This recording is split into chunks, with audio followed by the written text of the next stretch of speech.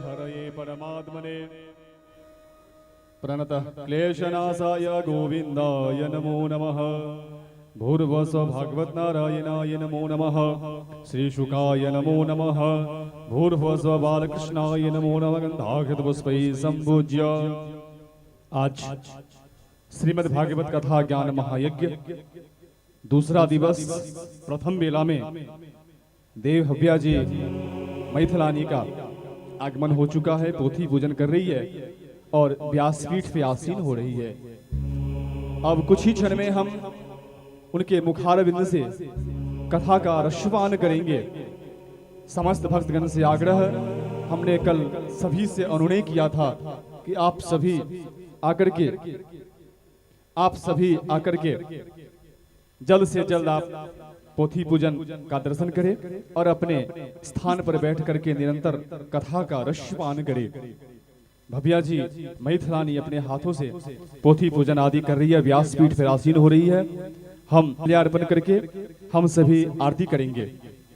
ओम यं प्रव्रजन्तमनुवेदमवेदकृत्यं द्वैपायनो विरह कातरया जुहाव पुत्रेति तन्मयदयादर्वो विनेदुष तं सर्वभूतहृदयं मुनिमानतोऽस्मि। ओम भूर्भुवस्व भागवत नारायणाय नमो नमः। भूर्भुवस्वः पुष्प की माला लेकर के भव्या जी मैथिलानी को अर्पण करे, पुष्प की माला लेकर के अर्पण करे, स्वागत करे और उसके बाद हम सब आरती की तरफ चलेंगे। ओम शेवंतिका वकुल चंपक पाटलाब्जै पुण्यागजादिकर वील रसाल पुष्पैः बिल्व प्रबाल तुलसी दल मंजरीभिः त्वां पूजयामि जगदीश्वर में प्रसीद। आइए हम सब भक्त मिलकर के आरती उतारे आज प्रथम बेला में। और इस प्रथम बेला में आरती के लिए पोथी यजमान, साथ ही साथ श्रीमान राजकुमार सिंह जी आप भी ऊपर आकर के आरती करेंगे। साथ में श्रीमान शंकर यादव जी सपरिवार आप भी आए और पोथी पूजन करें। जो भी अतिथिगण आए हैं आग्रह करूंगा कि आप पूरी परिवार आकर के आरती प्रारंभ करें। हम सब कथा के लिए अग्रसर हो। आइए श्रीमान राजकिशोर जी कल से सपत्नीक लेकर के आए और आरती करें। श्रीमान अशोक यादव जी आप भी आकर के उनका पूजन अर्चन करें और आरती करें।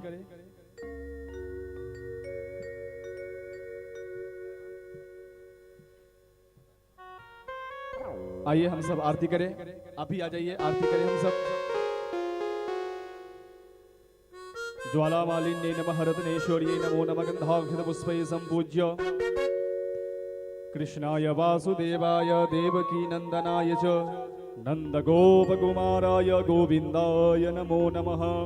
भागवत भगवान की जय। आइए श्री भागवत भगवान की है आरती, पापियों को पाप से है तारती। श्री भागवत भगवान की है आरती, पापियों को पाप से है तारती। भागवत भगवान की है आरती, पापियों को पाप से है तारती। श्री भागवत भगवान की है आरती, पापियों को पाप से है तारती।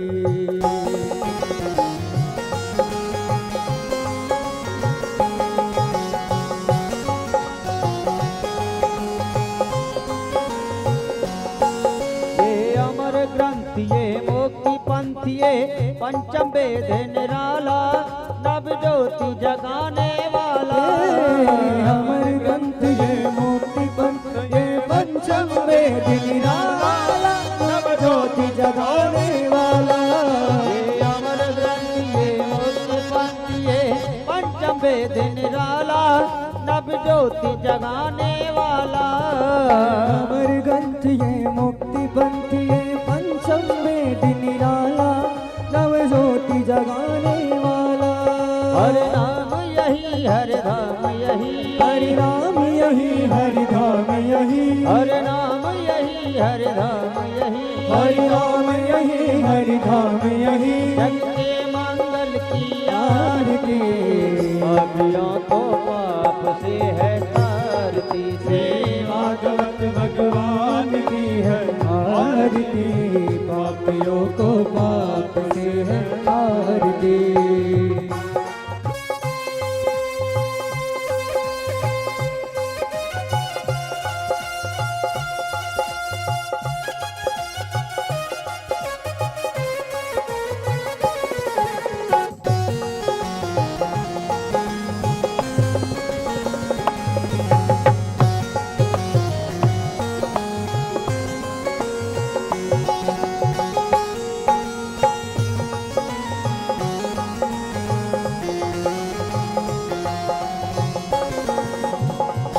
शांति गीत पावन पुनीत पापों को मिटाने वाला हरि दर्श कराने वाला शांति गीत पावन पुनीत पापों को मिटाने वाला हरि दर्श कराने वाला जय शांति गीत पावन पुनीत पापों को मिटाने वाला हरि दर्श कराने वाला शांति गीत पावन पुनीत पापों को मिटाने वाला हरि दर्श कराने वाला जय सुख करनी यह दुख हरनी सुख करनी है दुख हरनी यह सुख करनी यह दुख हरनी सुख करनी है दुख हरनी श्री मधुसूदन की आरती पापियों को पाप से है आरती श्री भागवत भगवान की है आरती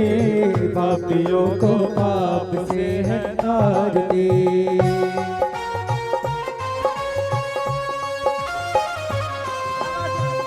श्री राधे हरि बोल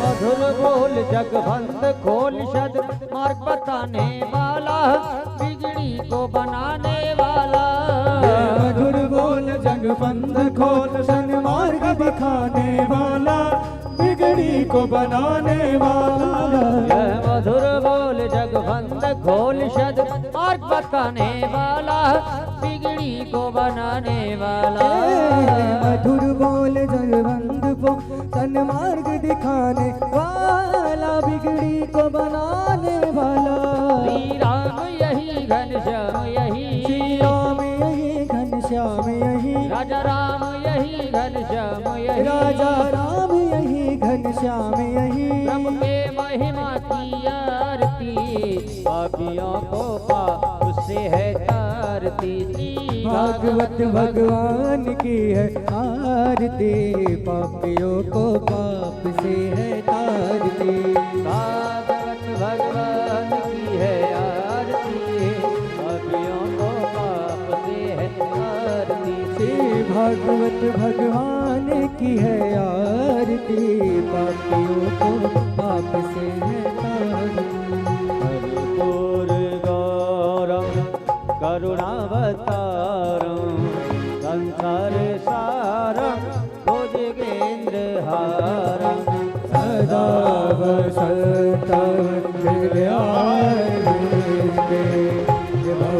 भवानी चैतम नमामि मंगलम भगवान विष्णु मंगलम गरुड़ध्वज मंगलम पुंडरीकाक्ष मंगलाय नमो हरि सर्वमंगल मांगल्ये शिवे सर्वार्थ साधिके शरण्ये त्र्यंबके गौरी नारायणी नमोस्तुते नारायणी नमोस्तुते नारायणी नमोस्तुते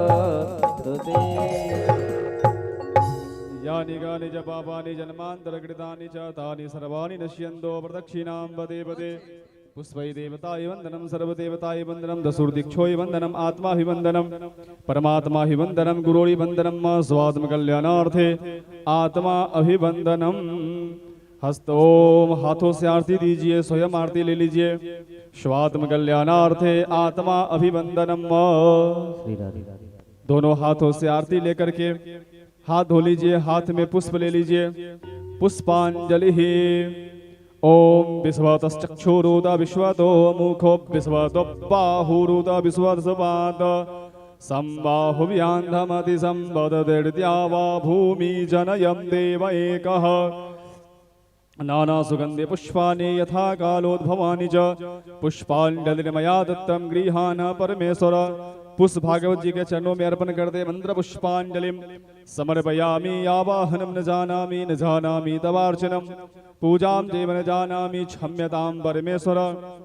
कुमकुम की दोना लेकर के जितने भी कलाकार हैं और कैमरा वाले हैं सबको तिलक लगा करके उनका सम्मान करें। ओम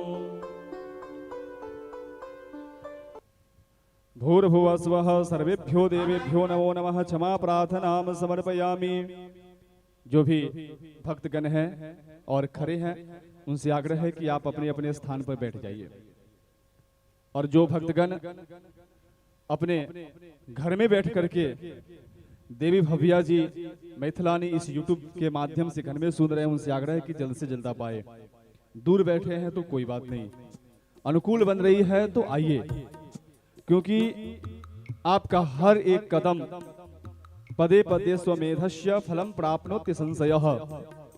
आपका हर एक कदम एक एक अश्वमेध यज्ञ का फल आपको देता है। निश्चित रूप से आपके गांव में आपके शहर में ये आयोजन हुआ है तो इसका लाभ ले। मंजूसर गांव में प्रथम बार श्रीमद् भागवत कथा विशाल आयोजन समस्त ग्रामवासी से जितने भी हमारे सनातनी हैं, जितने भी सनातन को समझते हैं, उन सबसे आग्रह है कि आप घर से निकले। ऐसा मन में विचार न करें कि हमारे पास तक आमंत्रण नहीं आया है इसलिए हम नहीं जाएंगे। भगवान की कथा, भगवान का मंदिर, ये आमंत्रण आए इसकी राह नहीं देखना चाहिए। कथा हो रही है, ये श्रवण ही हमारा आमंत्रण है, ऐसा समझना चाहिए। और ऐसा समझ करके कथा पांडाल तक पहुंचे। बहुत सी माताएं बहनें यहाँ पर आकर के बैठी हुई है। आप सब भी आए, कथा का रसपान करें।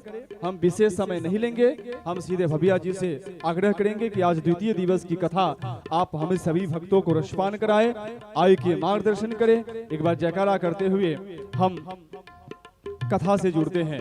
बोलिए भागवत भगवान की जय, राधे रानी सरकार की जय, वृषभान दुलारी की जय।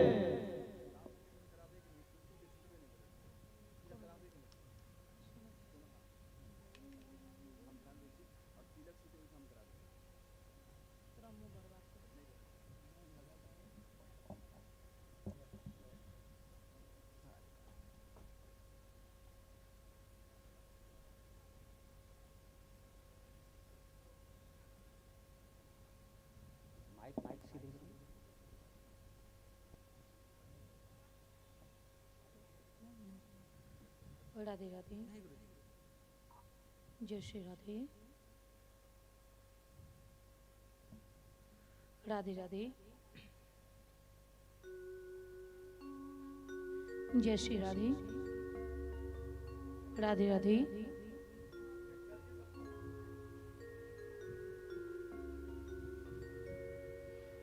जय श्री राधे।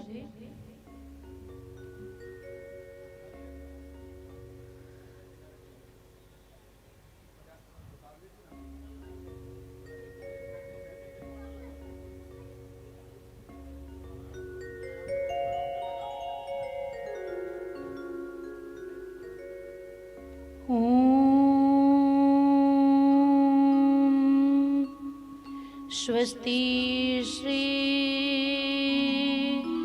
गणेशाय नमः।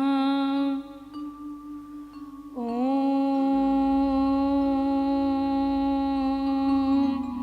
स्वस्ति श्री सरस्वती नमः।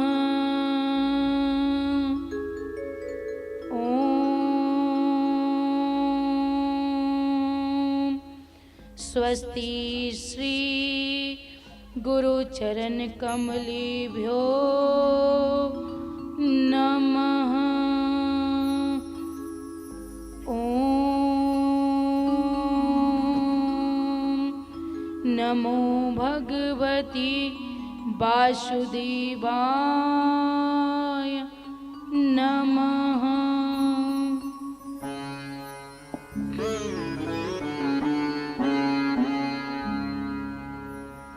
वक्रतुंड महाकाय सूर्यकोटि समप्रभा निर्विघ्नं कुरु मे देव सर्वकार्येषु सर्वदा।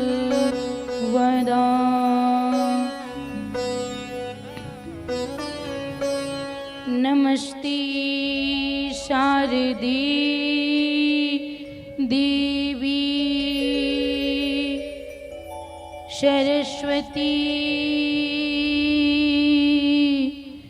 मति प्रदे वशत्वं मम जीवग्रहे सर्वविद्या प्रदा भव।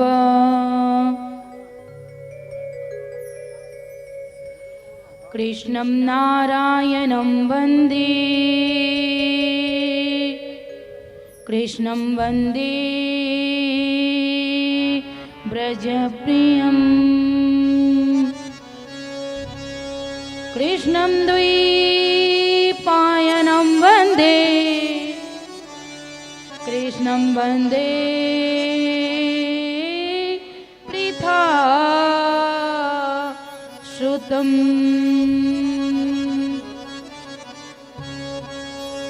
सच्चिदानन्दरूपाय विश्वोत्पत्त्यादिहे तवे तापत्रय विनाशाय श्रीकृष्णाय वयं नुमः।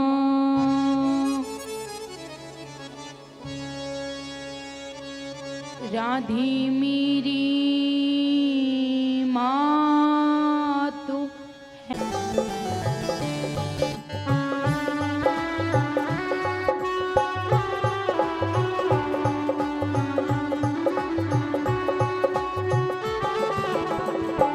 राधा रानी की जय, महारानी की जय। राधा रानी की जय, महारानी की जय।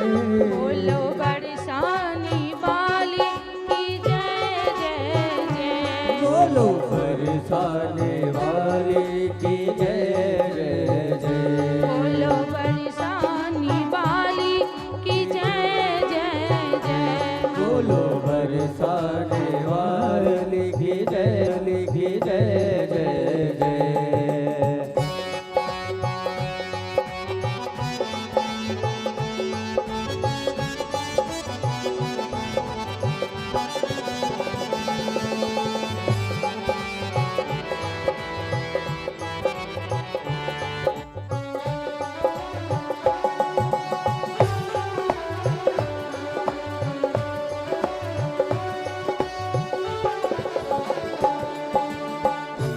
राधे प्रिय राधे, राधे राधे प्रिया प्रिया, प्रिय राधे। हरि बोल। तालियों की सेवा। राधे प्रिय राधे, प्रिय राधे, राधे राधे।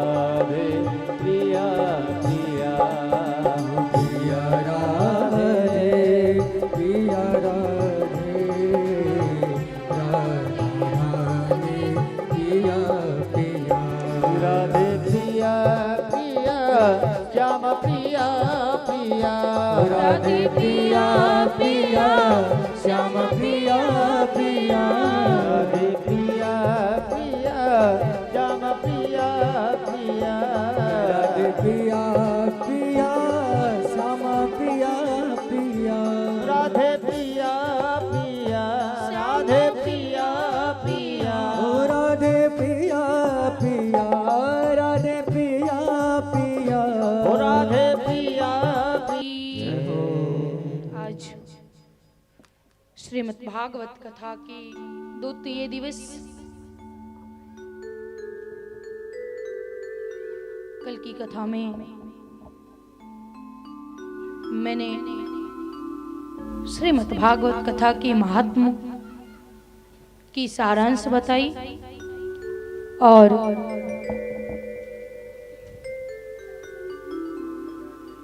कल जो कथा कही थी मैं वो याद तो है ना, अथवा भूल गए? राधे,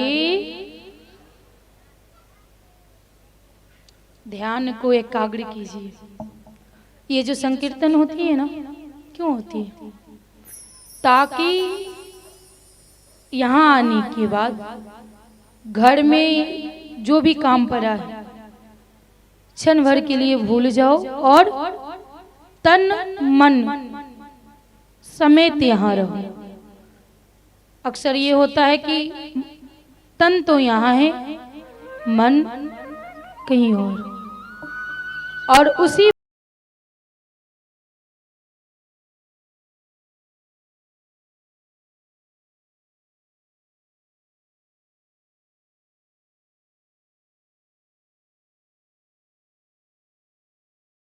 कल की कथा में मैंने जो कुछ सुनाया वो याद तो है ना?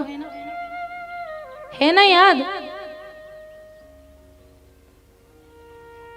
मतलब मुंडी भी धीरे धीरे हिल रही कि कहीं पूछ ना दे।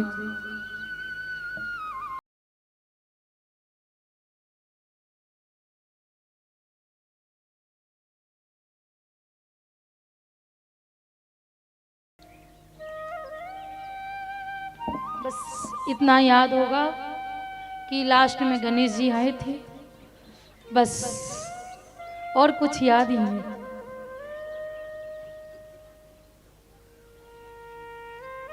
लेकिन इसीलिए तो मेरी जो कथा होती है वो थोड़ी अलग होती है। क्यों? मैं कथा जब कोई मरेगा उसी समय बस बोलेंगे कि राम नाम स्मरण। ये सब जो बातें हैं ना, अथवा कथाएं हैं या पुराण लिखी है व्यास जी ने, तो ये इसलिए लिखी है ताकि राम ने ये किया। राम कथा में यही है कि राम ने ये किया, कृष्ण में कृष्ण ने ये किया, पर आपने क्या किया? पॉइंट है कि राम ने ये किया, कृष्ण ने ये किया। और ये बता रहा है कि रावण ब्राह्मण कुल में जन्म लिया और सबसे बड़ा ज्योतिष कौन है? रावण।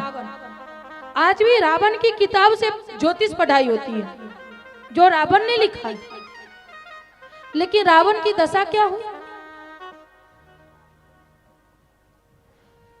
तो राम ये लीला करके दिखाए कि मैंने ये किया तो तुम भी ये करो। पर हम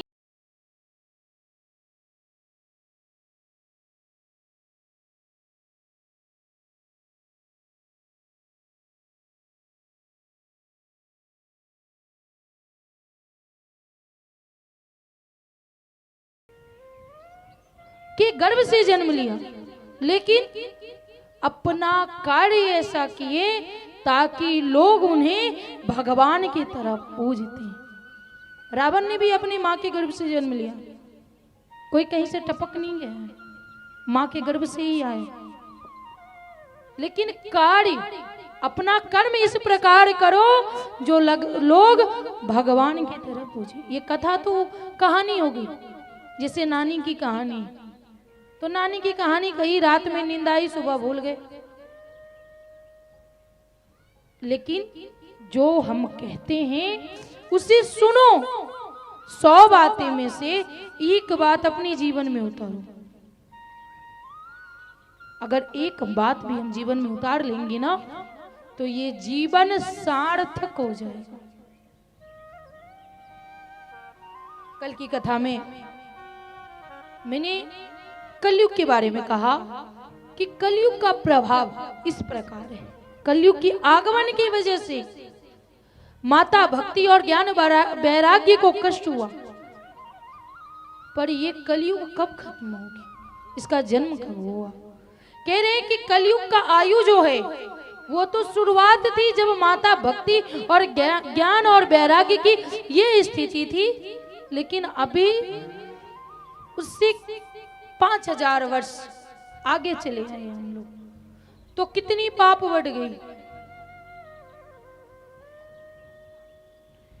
ये तो केवल 5000 कुछ वर्ष हुआ है, अभी 4,27,000 वर्ष बाकी। कितने? क्योंकि कलयुग की आयु 32,000 वर्ष है, तो कितनी वर्ष बीत गई?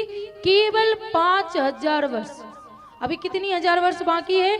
27,000 वर्ष बाकी। तो सोचो कि केवल 5,000 वर्ष में ये स्थिति है, तो आगे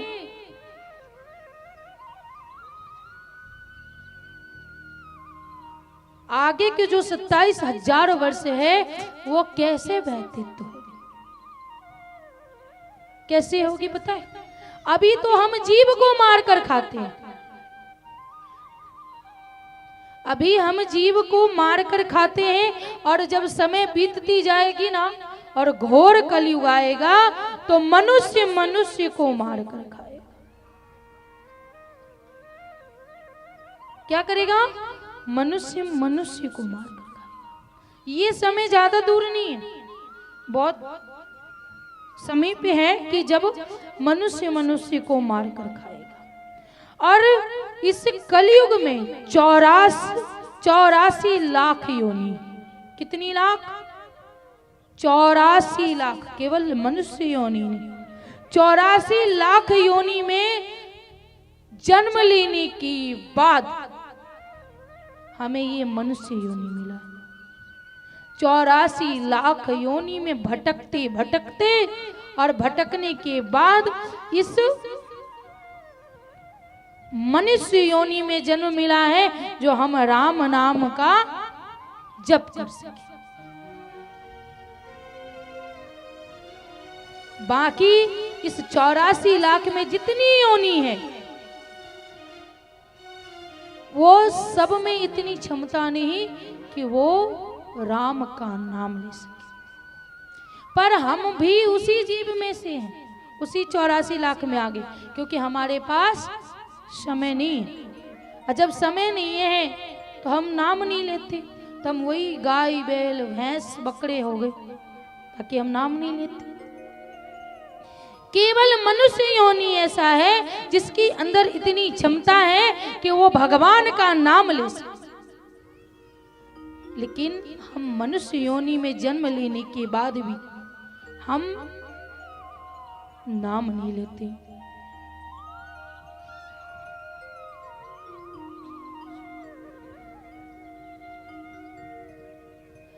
अब जानते हैं 84 लाख योनि में गति कितनी? 84 लाख योनि में 4 गति, मतलब 84 लाख योनि में जो जीव जन्म लेते हैं वो 4 प्रकार से जन्म लेते हैं। पहला, जो मां के गर्भ से जन्म ले, जैसे मनुष्य, गाय, बकरे इत्यादि जो मां के गर्भ से जन्म लेते हैं वो जरायुज कहलाते हैं, वो गति पहला है। इसके बाद है अंडे के द्वारा, जो अंडे से उत्पन्न होते हैं, जैसे कुछ सांप भी हैं जो अंडे से उत्पन्न होते हैं, और पक्षियां, बाकी और जीव जो अंडे से उत्पन्न होते हैं उसे क्या कहते हैं? अंडज, दुई प्रकार की गति दूसरी। इसके बाद है श्वेतज, जो मल मूत्र पसीने से उत्पन्न होते हैं उसे क्या कहते हैं? श्वेतज। जो कीटाणुआ देखते होंगे कि नाली में कीड़े इत्यादि जो उत्पन्न होते हैं उसे कहते हैं श्वेतज। जो माँ के गर्भ से उत्पन्न होते हैं जरायुज, अंडज जो अंडे से उत्पन्न होते हैं अंडज, जो मल मूत्र पसीने से उत्पन्न होते हैं उसे क्या कहते हैं? श्वेतज। इसके बाद है जो पृथ्वी से उत्पन्न होते हैं, पेड़ पौधा किस चीज से उत्पन्न होते हैं? पृथ्वी से, उसे कहते हैं उद्भिज। ये 4 गति से 84 लाख योनि की जन्म होती है। अब ये जानेंगे कि 84 लाख योनि में जीव कौन कौन से हैं। तो सबसे पहले जो जीव पानी में होते हैं जीव जंतु वो कितने हैं? 9 लाख। जिसमें मछली इत्यादि इत्यादि जो जल में रहते हैं वो कितने? 9 लाख। इसके बाद है पेड़ पौधा, जिसकी कितने प्रकार है? 20 लाख।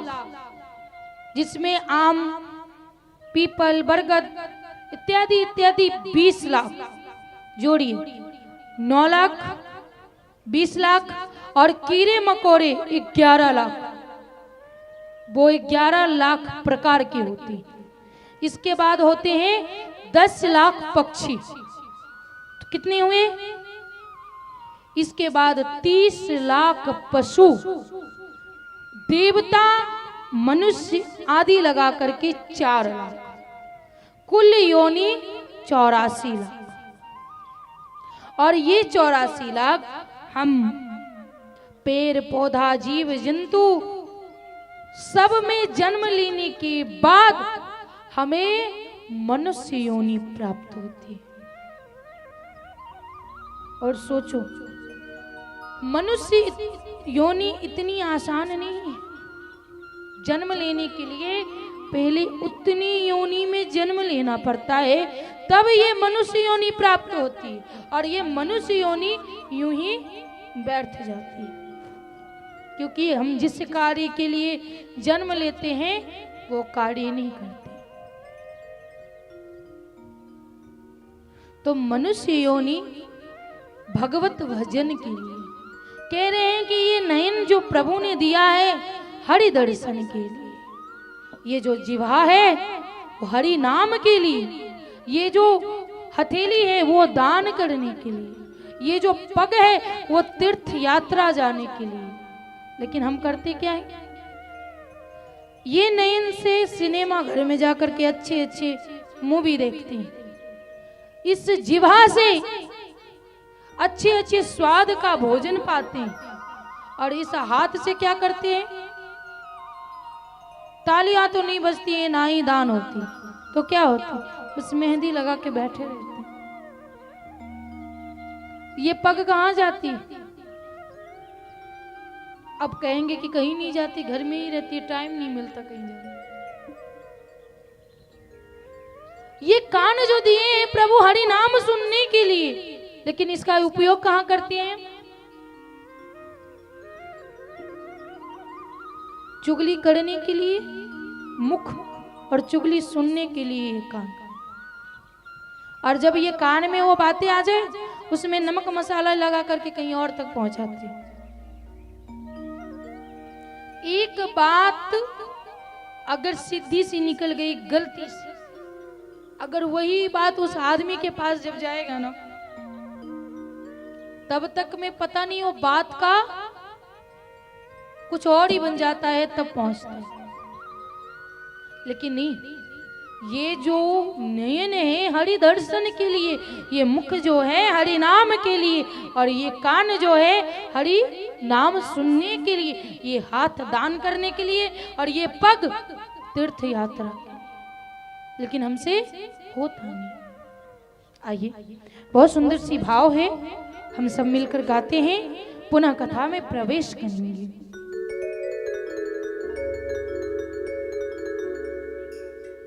बोले भागवत भगवान की जय हो।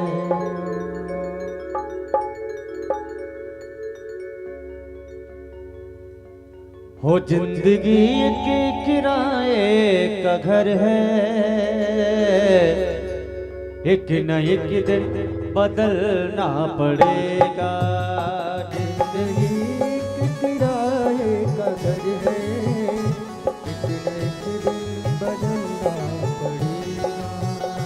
मौत जब तुमको आवाज देगी, घर से बाहर निकलना पड़ेगा। मौत जब तुमको आवाज देगी, घर से बाहर निकलना पड़ेगा। जिंदगी एक किराए का घर है, एक न एक दिन बदलना पड़ेगा। जिंदगी एक किराए का घर है, एक न एक दिन बदलना पड़ेगा।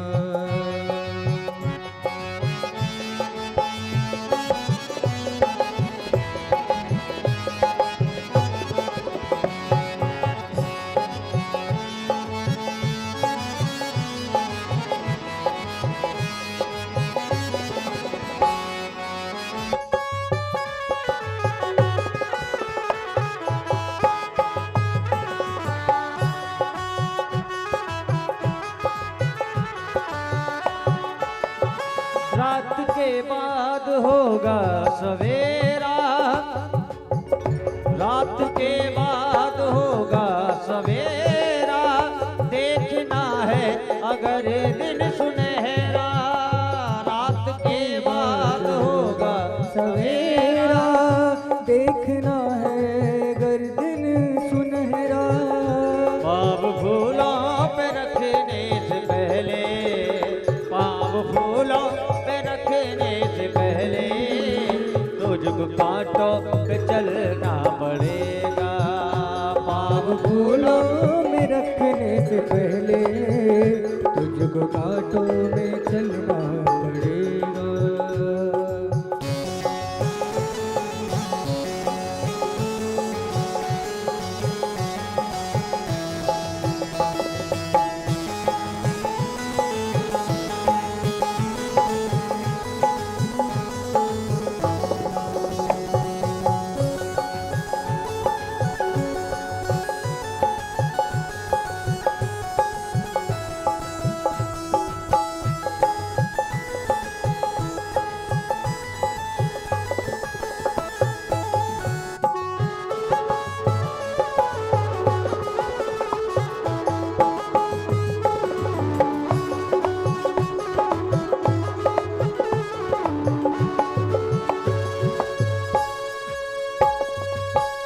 जिंदगी एक पल का है सपना, ढूंढ ले कोई महबूब अपना। जिंदगी एक पल का है सपना, ढूंढ ले कोई महबूब अपना। जिंदगी एक पल का है सपना, ढूंढ ले कोई महबूब अपना। जिंदगी एक पल का है सपना, ढूंढ ले कोई महबूब अपना। ये जवानी अगर ढल गई तो, ये जवानी अगर ढल गई तो, उम्र भर हाथ मलना पड़ेगा। ये जवानी अगर ढल गई तो, उम्र भर हाथ मलना पड़ेगा। जिंदगी एक किराए का घर है, एक न एक दिन बदलना पड़ेगा।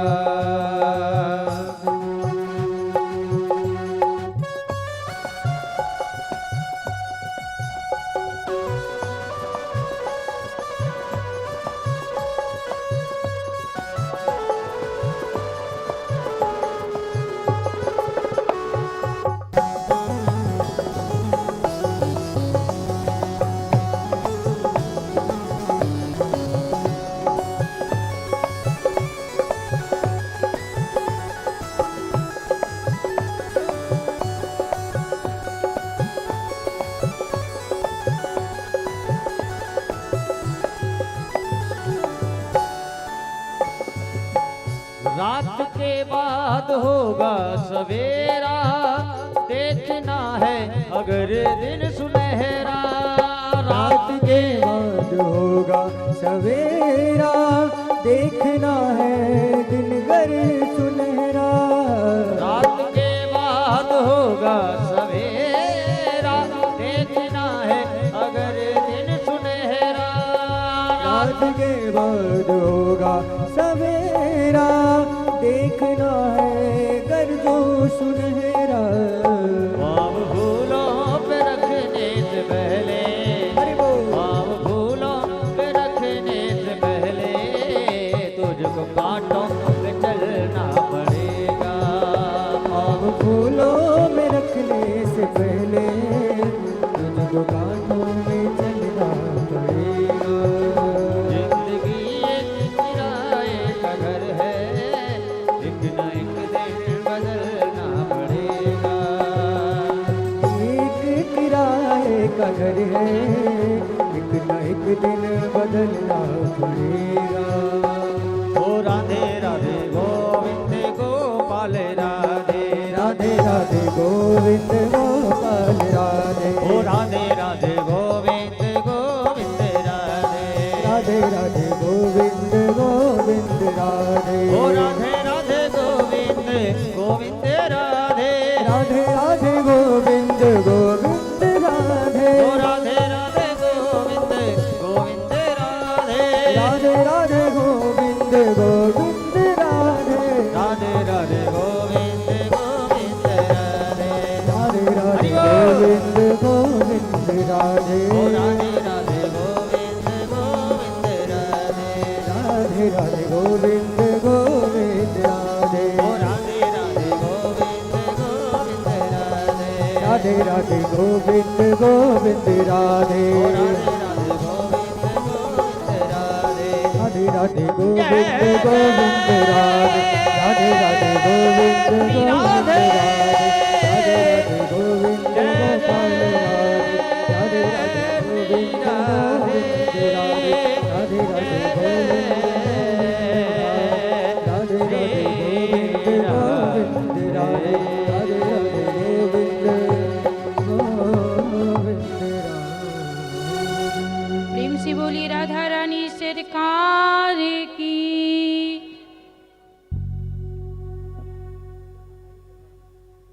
आज हम भगवान के मुख्य 24 अवतार के बारे में बताऊंगी। सबसे पहले भगवान कहते हैं कि 24 अवतार में केवल 2 अवतार ऐसी है जिसमें भगवान स्वयं अपना बैकुंठ धाम छोड़ और इस पृथ्वी लोक पे आए। बाकी जितनी जन्म है उनकी केवल अंश मात्र, अंश रूपी भगवान यहाँ पधारे। तो सबसे पहले भगवान अंशावतार, अभिशावतार, कला अवतार, ऐसी कई आदि अवतार हुई जिसमें सबसे पहले भगवान प्रभु ने पहले कौमार्ग सर्ग में सनक, सनंदन, सनत कुमार और सनातन के रूप 4 ब्राह्मणों के रूप लेकर इस पृथ्वी लोक पे आए, जिसे हम शनकादि ऋषि कहते हैं। ये भगवान के ही अंश रूपी अवतार है। द्वितीय अवतार में भगवान जब ब्रह्मा जी ने पृथ्वी रचने की मन में विचार की, तभी दैत्य इस पृथ्वी को लेकर के रसातल में चले गए। तो रसातल में चले गए, बस उसी समय भगवान ने स्वर रूप में दूसरा अवतार लिया। इसके बाद तीसरा अवतार ब्रह्मा जी की 10वीं पुत्र नारद जी के रूप में हुई। चौथा अवतार नर नारायण के रूप में हुई, जो धर्म की पत्नी मूर्ति के गर्भ से नर नारायण के रूप में उन्होंने चौथा अवतार लिया। पांचवा अवतार कपिल देव के रूप में। आगे कपिल देव जी की कथा विस्तार पूर्वक है। तो पांचवा अवतार उन्होंने कपिल देव जी के रूप में लिया। छठा अवतार माता अनसुईया के वर मांगने पर छठे अवतार में अत्रि की संतान दत्तात्रेय होके उत्पन्न हुए। सातवीं अवतार रुचि प्रजापति की पत्नी आकुति नामक पत्नी से यज्ञ के रूप में अवतार ग्रहण किए। यज्ञ जो करते हैं ना, वो यज्ञ रूपी भगवान स्वयं नारायण है। आठवां अवतार उन्होंने ऋषभ देव के रूप में लिया। 9वीं बार अवतार लेकर राजा पृथु बनकर आए। और आज जो हमारे पास जितनी औषधि हैं, शाक सब्जियां फल जो भी हमें प्राप्त होती है, वो राजा पृथु के द्वारा हमें मिला है। जब राजा पृथु के रूप में जन्म लिए, तब उन्होंने ये शाक सब्जी औषधि फल इत्यादि को उत्पन्न किए। इसके बाद 10वां अवतार मत्स्य रूप में उन्होंने ग्रहण किया।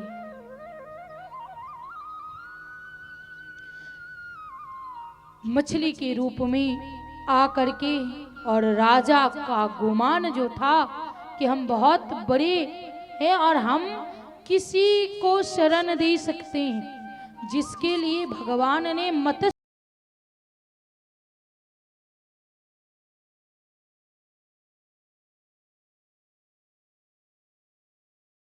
इत्यादि इत्यादि वो भोग लगाते हैं। लेकिन असली भोग तो उनको अहंकार लगता है। जिसके अंदर एटीट्यूड है अथवा जिसके अंदर अहंकार है, तो भगवान दमन कर देते हैं उसका।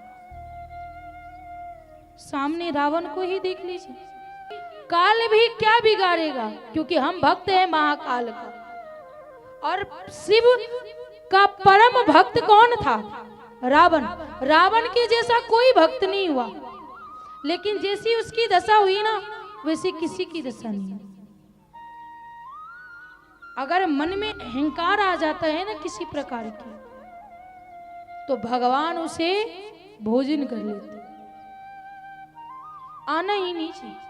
और ना तो अहंकार आनी चाहिए और ना ही मन में बदले की भाव आनी चाहिए कि हमारे साथ ऐसा हुआ है तो हम भी उसके साथ ऐसा करें। क्योंकि बदले के भाव में किया गया कार्य ना तो रावण का सिद्ध हुआ और ना ही पांडवों को सिद्ध हुआ। क्यों? आज द्रौपदी का चीरहरण हुआ या फिर महाभारत हुई, वो केवल बदले की भाव से की गई थी। इसकी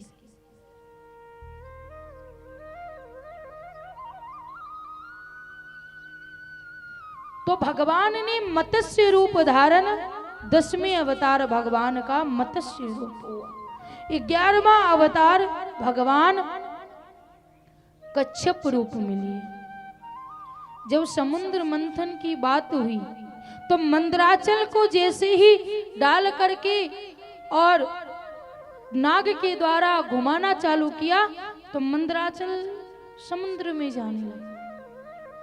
तभी भगवान कच्छप रूप में, कछुए के रूप में आए और अपने पीठ पर मंदराचल को धारण किया और तब समुद्र मंथन। और समुद्र मंथन होते होते उसी में से धनवंतरी देवी निकलती है, हाथ में घड़ा लिए हुए, जिसकी पूजा धनतेरस के दिन हो। वो देवी नहीं, देवता है, वो नारी नहीं, पुरुष है। तो धन्वंतरी के रूप में उन्होंने 12वां अवतार लिया।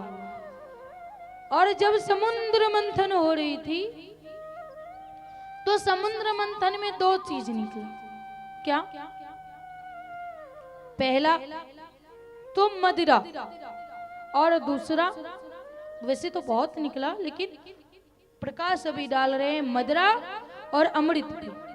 तो जैसे ही मदिरा मिला तो देवता लोग चालाक थे, मदिरा दे दिए राक्षसों को, जो इस पृथ्वी लोक पर अभी 99% पाई जाती है। वो राक्षस इस पृथ्वी लोक पे अभी 99% पाई जाती है। क्यों? क्योंकि वो मदिरा पान करते हैं, तो राक्षस हुए। बस 1% कहीं एक आध घर बचा हुआ है, बाकी 99% पीते हैं। अब ये नहीं कि रोज ही पी के गिरे रहते हैं, कोई होली में पीता है तो कोई महाशिवरात्रि में। हमें ये बताइए कि किसने देखा है शिव को भांग पीते हुए? हमने तो आज तक नहीं देखा, और ना ही मैंने कहीं पढ़ा है कि शिव भांग पीते। मतलब इतना टाइम है भोलेनाथ के पास कि काम धंधा छोड़ करके और भांग पी के मतंग है, इतना टाइम ही नहीं है। तो जब मदिरा निकला और अमृत निकला तो देवता चालाक थे, मदिरा दे दिए राक्षसों को और अमृत खुद रखे। लेकिन उसमें से एक होशियार था, उसने देखा अरे हमें मदिरा थमा दिया, ये बहुत चालाक है और अपने अमृत पिएगा। अमृत का घड़ा ले लिया। अब घड़ा ले लिया तो अमृत अगर उसने ले लिया, पान कर लिया तो अमर हो जाएगा। इसके लिए अब कैसे उसके हाथ से ले? तो भगवान तो मोहिनी है। हम किसके भक्त हैं? छलिया के। वो तो पल पल छल करता है। छल किया और छल से ही मदिरा छोड़ अमृत ले ली, और तभी भगवान 13वीं बार दैत्यों से अमृत लेने के लिए भगवान मोहिनी रूप धारण करते हैं। सुंदर सी रूप बना लिए, सुंदर सा गजरा लगा लिए, और बस गजरा लगाए। और राक्षसों को क्या चाहिए? उसकी कमजोरियां होती हैं स्त्री, और उसके मोह में फंसने से अमृत की घड़ा दी। 14वें बार भगवान अपनी भक्त की मान रखने के लिए नरसिंह रूप में अवतार लेते हैं। प्रेम से बोलिए नरसिंह भगवान की जय। नरसिंह रूप में आकर के प्रहलाद की मान रखते हैं, क्योंकि प्रहलाद के पिता हिरण्यकश्यप, वो कह रहा था क्या तुम्हारे भगवान इस खंबे में? कहा अगर उस खंबे को फाड़ कर नहीं निकलते तो भक्त का मान टल जाती। और भगवान क्या कहते हैं? हमारा मान जाए तो जाए, और हमारा भक्त का मान नहीं जाना चाहिए। कभी यकीन करके तो देखिए, हम यकीन कब करते हैं? जब हमारे पूरे रिश्तेदार ठोकर मार देते, जब लगता है अब कोई नहीं है, पहले हम सबके पास जाते हैं। जैसे द्रौपदी गई थी कि मेरे ससुर है, मेरे 5 पति, कोई ना कोई रखेगा, कोई ना कोई बचाएगा मुझे। लेकिन ज्ञात तब हुई जब साड़ी उतरना चालू हो गया, यहाँ किसी का कोई नहीं है, यहाँ केवल नाम मात्र के पति और नाम मात्र की पत्नी, कभी विपत्ति आए तो देख लेना कैसे पीछे हट जाते। तो हम क्यों ना अपना सर्वस्व अपने गोविंद को माने, हम किसी पे आशा क्यों करें कि कोई मुझे करेगा। जब हमारे प्रभु है हमारे साथ, हम उनकी छत्र छाया में हैं, तो क्या जरूरत इस दुनिया वालों। लेकिन कहते हैं ना कि मोह न जाए तन से, मोह न जाए तन से। मोह तो है, हम अपनी पत्नी के लिए, अपने पुत्रों के लिए, अपने बच्चों के लिए धन एकाग्र करते हैं। किसका सर कलम कर दे, काट दे और अपने पुत्र को जोड़ दे ताकि हमें आनंद आए। लेकिन सच्ची बतावे तो वही समय आता है ना जब बुढ़ापा का, तब वो पुत्र भले वृद्धाश्रम में ना दे, लेकिन घूट घूट कर माँ बाप जीते हैं उसके घर, कि तब महारानी होती है उनकी पत्नियां। लेकिन ज्ञात तब होता है जब उम्र बीत जाती है, अब कुछ नहीं है हाथ में, तब ज्ञात होती है मैंने तो ये किया ही नहीं, अगर काश पहले किया होता तो आज इतने अधीन नहीं होते। क्यों ना पहले कर ले। लेकिन कहते हैं ना कि मूर्ति की तरह आप लोग सुनोगे, अभी सच्ची है बात, अभी बोलोगे नहीं बिल्कुल सही कह रही है दीदी, लेकिन जब भी घर पे जाओगे फिर वही मोह माया, वही बातें, सब खत्म।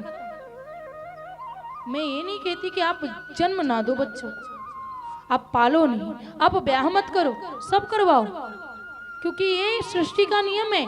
अगर हम रोक देंगे तो ब्रह्मा जी पुनः सृष्टि कैसे रचेंगे। लेकिन अधिक घुस जो जाते हैं उसी में कि नहीं यही सब कुछ, वो मत करो। और सच्ची बताए तो दिखावा मत करो, जो है वही दिखो, क्योंकि आपको लगता है कि लोग मुझे जानते नहीं, पर कहते हैं ना कि चिड़िया इस पैर से उड़ी और किस पैर पे बैठेगी, वो ज्ञान लेकर के हम यहाँ बैठे हो कि आप कितने पानी में।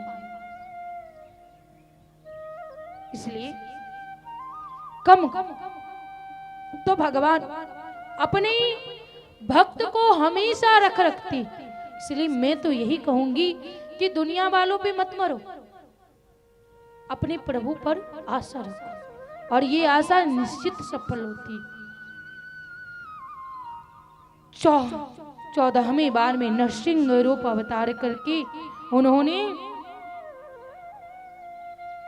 प्रहलाद का मान रखा। 15वें बार में भगवान ने पुनः 52 अवतार ली। क्यों? राजा बलि को बहुत अभिमान था कि मेरे से बड़ा कोई दानी नहीं, मैं, और ये बात सच्ची है क्योंकि उन जैसा कोई दानी नहीं। वो सोच रहे थे कि जो मांगेगा हम उसे प्रदान करेंगे, और उसके अभिमान को तोड़ने के लिए भगवान ने 52 रूप धारण किया। 16वें बार में जब पहले के राजा कौन होते थे? क्षत्रिय। क्षत्रिय बलशाली होते थे, और बलशाली होने के कारण राजा क्षत्रिय होते। तब बहुत ऐसे राजा थे जिसने ब्राह्मणों को बहुत सताया, और ब्राह्मणों को उसने सताया, इसके लिए भगवान ने 16वें बार परशुराम के रूप में आकर के 21 बार इस पृथ्वी को क्षत्रिय विहीन कर दिया। कहते हैं ना कि तुलसी की पत्र छोटी हो अथवा बड़ी हो, अगर ब्राह्मण को सताओगे तो कहीं जगह नहीं मिलेगी, क्योंकि ब्राह्मण स्वयं भगवान का रूप है। अब ये नहीं कि हम जन्म ले लिए तो हम भगवान का रूप है, हम कर्म करें अगर ब्राह्मण वाला तो हम भगवान के रूप। अब हम जन्म लिए हैं, अब बस खा रहे हैं उल्टा पुल्टा, मदिरा पान कर रहे हैं, तो वो ब्राह्मण नहीं, शूद्र से भी खत्म है, वो शूद्र भी नहीं। और सच्ची बतावे इस व्यासपीठ से तो हम ब्राह्मण के घर में वो जो तुलसी धारण नहीं किए हैं उस घर में हम पानी नहीं पीते, लेकिन उस शूद्र चमार के घर में बैठ कर खाएंगे जिसके गले में तुलसी माला, क्योंकि पवित्रता है। क्योंकि आजकल की ब्राह्मण नहीं रहे, केवल जन्म से वो हम परशुराम के वंशज लगाने से स्टोरी में नहीं हो, हम परशुराम के जैसे बन के दिखाए तो हम ब्राह्मण। अगर हम उस ब्राह्मण जो तीनों समय संध्या वंदन करता है, प्रभु को भजता है, उस ब्राह्मण को अगर हम सताएंगे तो इस पृथ्वी लोक में तो ठिकाना नहीं है और कहीं भी ठिकाना नहीं। इसलिए धर्म करो या ना करो, कम से कम ब्राह्मण को सताने से दूर रहो।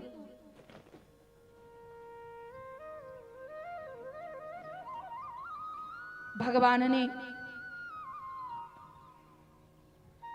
16वें बार परशुराम के रूप में जन्म लिए और 21 बार क्षत्रिय विहीन कर दी। किसको? इस पृथ्वी लोक को, क्योंकि क्षत्रिय जितने थे वो ब्राह्मणों को कष्ट दे रहे थे। इसके बाद 17वें बार में भगवान ने सत्यवती के गर्भ से पराशर जी के द्वारा व्यास जी के रूप में उत्पन्न हुए। ये जो श्रीमद् भागवत कथा अथवा जितनी श्रीमद् देवी भागवत, श्रीमद् भागवत गीता, कई ऐसे पुराण जो लिखे हैं व्यास जी महाराज, वो स्वयं नारायण के अंश रूपी है। वो सत्यवती माता सत्यवती के गर्भ से पराशर जी के द्वारा व्यास जी की उत्पन्न होती।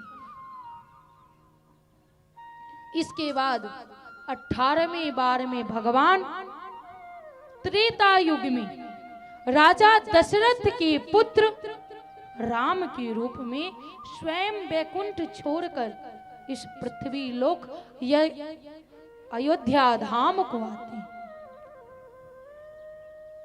केमा अवतार है?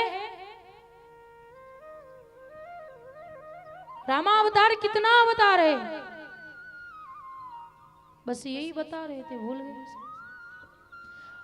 18वें अवतार में भगवान अयोध्या में राजा दशरथ के पुत्र राम के रूप में अवतार लिए। इसके बाद 19वें और 20वें अवतार यदुवंश में बलराम और श्री कृष्ण के नाम के रूप में अवतरण लिए। 21वें बार में, अब ये जब ये ग्रंथ लिखी गई है तब कलयुग नहीं आया। कह रहे हैं कि 21वें बार भगवान कलयुग में मगध देश बिहार में बुधा अवतार होगा।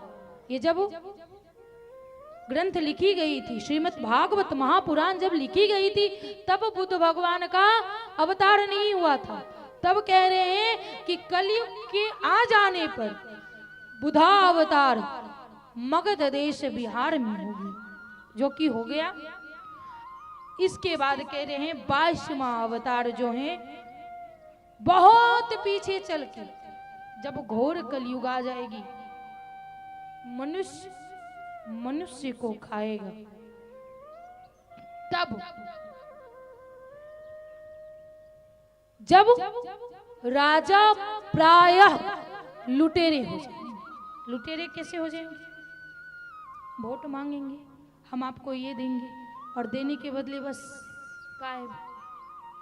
अपने लिए जब राजा सोचने लगेंगे, तब भगवान इस पृथ्वी लोक में विष्णु यश नामक ब्राह्मण के घर में कलिक रूप में अवतार लेंगे। कहाँ अवतार लेंगे? विष्णु यश नामक ब्राह्मण के रूप में कलिक रूप में अवतार लेंगे, और तब पूरा पृथ्वी खाली। कैसे खाली? सब पाप करते हैं, बचेंगे वही।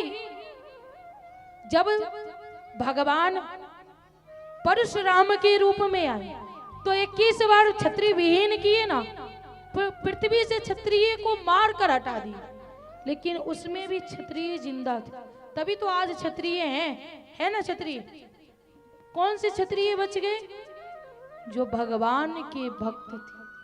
तो जब भगवान कलिक रूप में अवतार लेंगे और भगवान जो रियलिटी, जो सच्ची में भगवान के भक्त होगा वो बच जाएगा। बाकी जब वो हिसाब करेंगे ना तो कोई घूस का जमाना नहीं रहेगा, बस सब के सब जाएंगे। इसके लिए कुछ अपने लिए करो, दिखावा रूपी नहीं, रियलिटी। और ये मैं कह रही हूं, लेकिन भक्ति तब जागेगी जब भगवान की कृपा होगी। मेरे कहने से, आपके करने से कुछ नहीं होगा। वो जब हरि की इच्छा होती है ना, तब हरि का लत लगता है।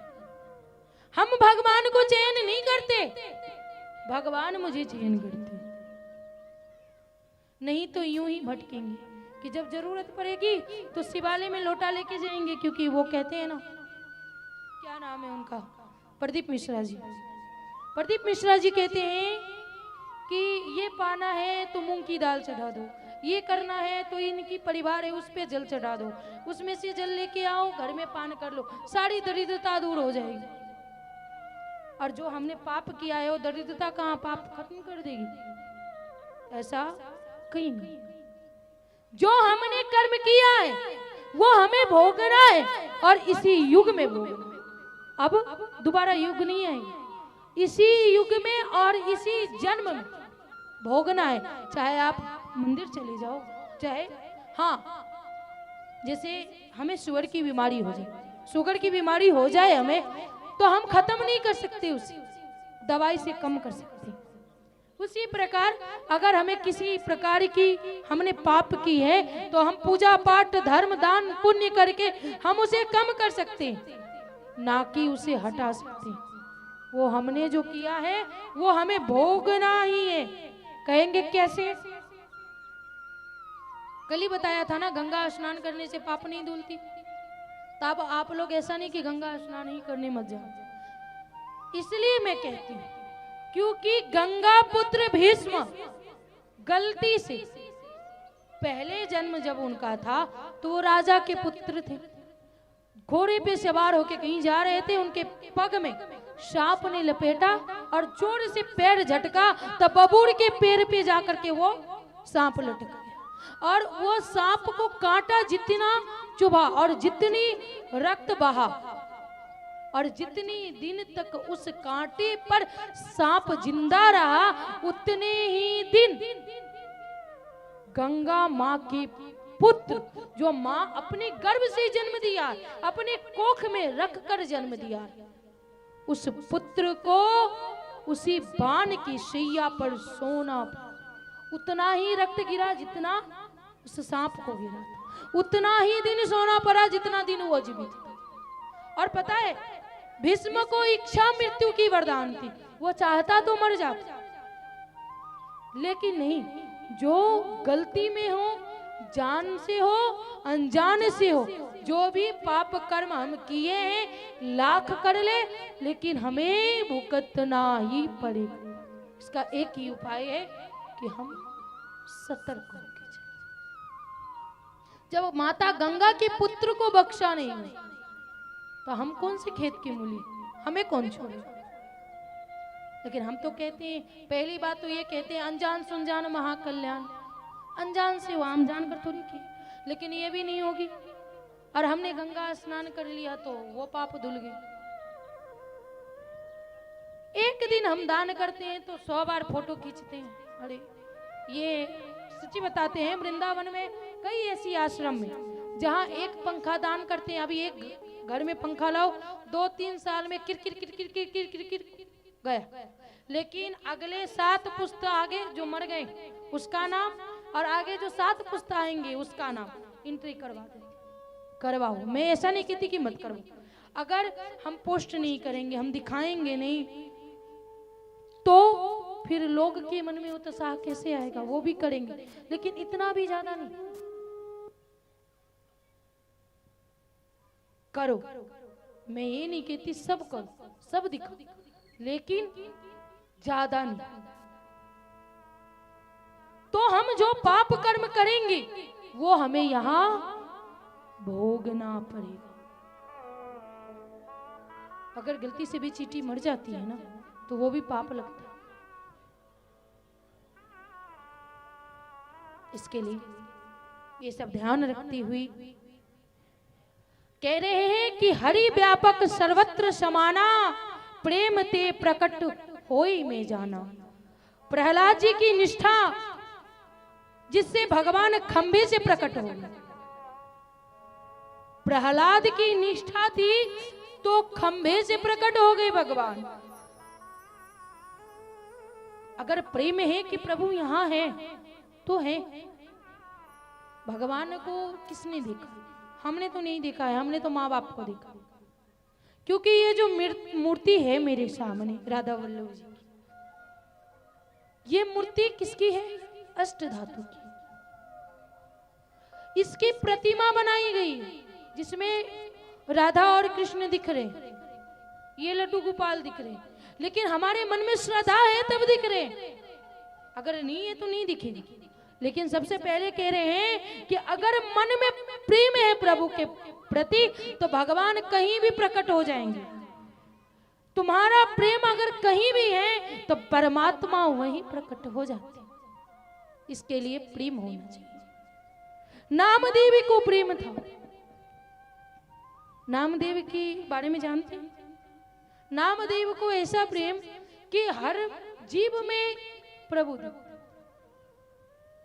एक दिन वो रोटी बना रहे थे।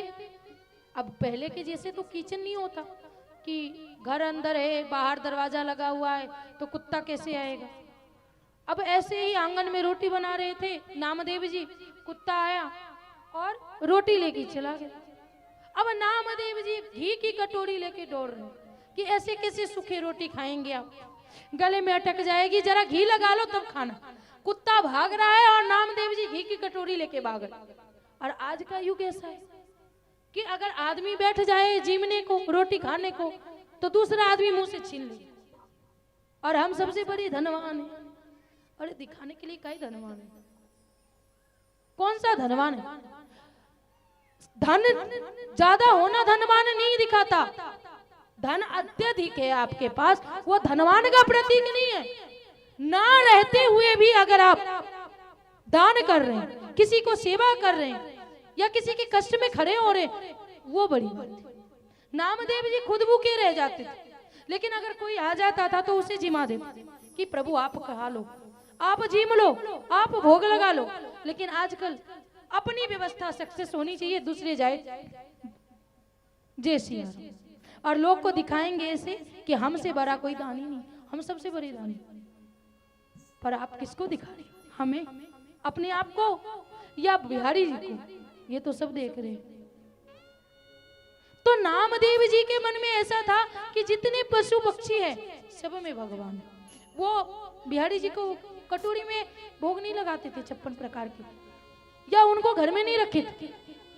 उन्हें श्रद्धा थी कि जितने जीव है, और ये बात सत्य है, इस मूर्ति को पूजा करने से कुछ नहीं मिलेगा, क्योंकि ये खाते हैं। किसने देखा? मैंने तो नहीं देखा कि ये खाते। हमारी श्रद्धा है, हमने रखा है।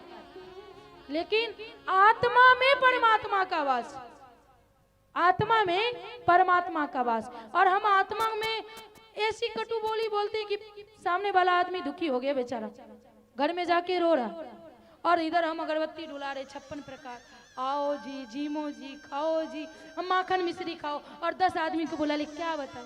हमारे बिहारी जी बोले आज तो हम माखन ही खाएंगे। आज पता है बोला है उन्होंने पिज्जा खाएंगे, आज ये खाएंगे, आज हम मैगी खिलाए, आज हम बिस्किट खिलाएं। अरे बिस्किट कुत्ता को खिलाओ, रोटी आदमियों को खिलाओ। वो जो रोड पे रहता है, जिसे भूख लगी है, उसे दान दो, ना कि मूर्ति के सामने बैठकर। मैं तो कभी नहीं सुलाती, और मेरे पास बिहारी जी ने इतना कार्य दिया है कि उतना टाइम भी नहीं रहता है कि घंटे बैठ करके उनको जिमा। क्यों जिमाए? जब समय आता है, जरूरत होती है जरूरतमंद को, क्योंकि उतनी बड़े धन्यवान तो हम हैं नहीं। लेकिन जितनी दिए हैं उतने में कोशिश करते हैं कि खुद भी खुशी रहे। और सच्ची बताएं तो बिहारी जी से इतना ही मांगते कि प्रभु जितना दिए हो ना उतना ही रहने देना, इससे ज्यादा नहीं चाहिए, क्योंकि इससे ज्यादा अगर मुझे हुआ तो अहंकार आ जाएगा, और इससे कम हुआ तो हम भी भूखे रहेंगे और जो आते हैं उन्हें भी भूखे रखेंगे।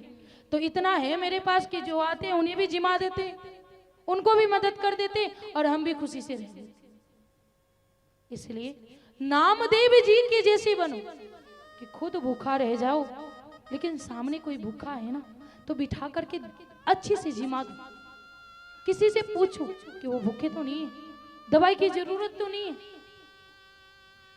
असली भक्ति यही है, ना कि घंटों बैठकर पूजा करना। असली भक्ति क्या है कि किसी जीव को, मनुष्य को, किसी को अगर जरूरत है जिस चीज का, उसे उसकी व्यवस्था करवाओ, सहायता करो, ताकि वो, और ये तो गर्व होनी चाहिए अपने अंदर में कि हमारे पास भगवान ने दिया है, हम दे सकते हैं। लेकिन नहीं, अपनी भाषा में कहते हैं ना कि पूत सपूत तो क्या धन संचय और पूत कपूत तो क्या धन संचय। अगर पूत सपूत हो गया तो वो अर्जित कर लेगा, अगर कपूत हो गया तो वो लुटा देगा। तो दोनों में धन संचय करने की जरूरत नहीं। तो जब जरूरत नहीं है तो क्यों ना हम किसी को उपकार करें, क्यों ना हम किसी को सहायता करें, क्यों ना हम पशु पक्षी को दें। अभी एक लोटा जल डालेंगे और 10 दिन स्टोरी में लगाएंगे कि हमने पानी दिया है। तो ऐसा नहीं होनी चाहिए। प्रेम से बोलिए राधा रानी सरकार की जय।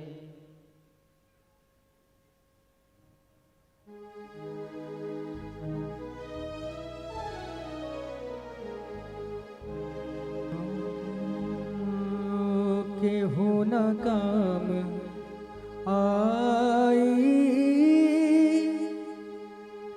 तब शाम काम आई है, केहू न काम आई तब शाम काम आई है, केहू न काम आई तब शाम काम आई है। मुँह फेर ले सभता, मुँह सभता आपन उहे कहे है, केहू न काम आई तब शाम काम आई है, केहू न काम आई तब शाम काम आई है।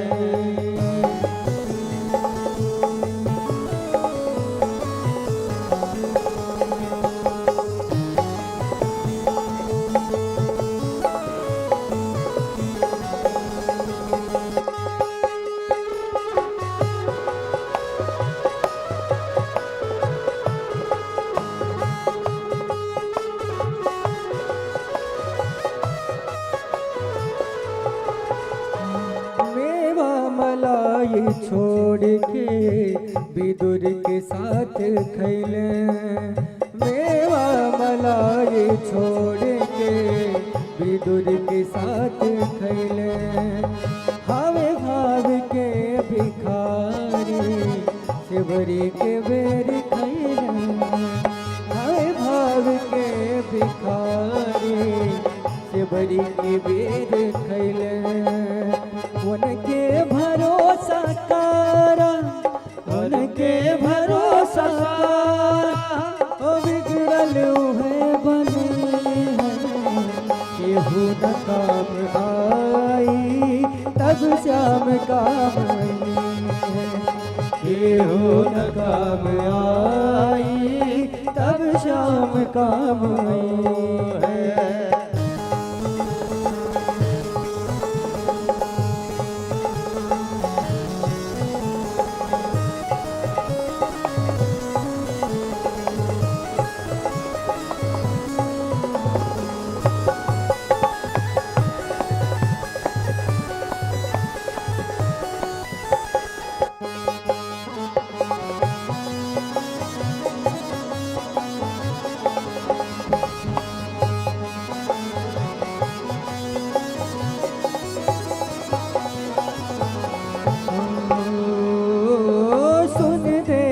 प्रहलाद के अले ओ खम्ब फाड़ी सुन देव प्रहलाद के अइले ओ खम्ब फाड़ी ओ मड़ई सुदामा जी के झट से बनल अटारी मड़ई सुदामा जी के झट से बनल अटारी अरे उनके भरोसा कर उनके भरोसा कर बिगड़ल हुए बने केहू न काम आई तब राम काम आई केहू न काम आई अब राम काम आए केहू न काम आई तब राम काम आई केहू न काम आए तब राम काम आए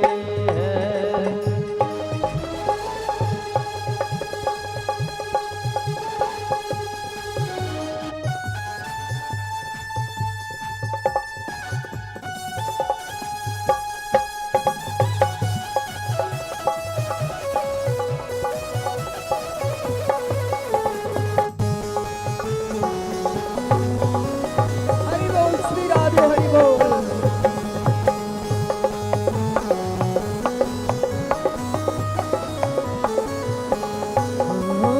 पांचों पति के सोझा बेबस भइल रो नारी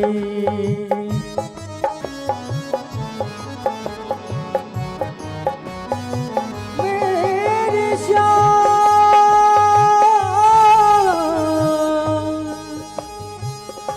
मेरे श्याम मेरे श्याम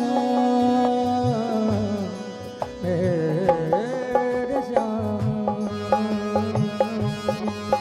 ओ पांचों पति के सोझा बेबस भइलो नारी पांचों पति के सोझा बेबस भइलो नारी बनले उ द्रौपदी के झट से बड़ा के सारी बनले उ द्रौपदी के झट से बड़ा के सारे अरे उनके भरोसा कर उनके भरोसा कर बिगड़ल हुए बनई है केहू न काम आई तब राम काम केहू न काम आई तब राम काम है केहू न काम आई तब राम काम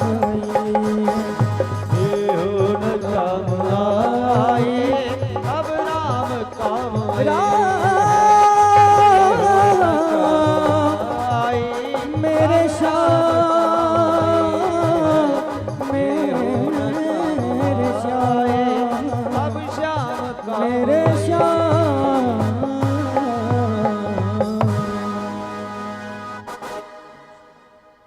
प्रेम से बोली राधा रानी सरकार की, श्री बाके बिहारी लाल की। सूत जी कह रहे हैं सौनकादि ऋषि से कि इस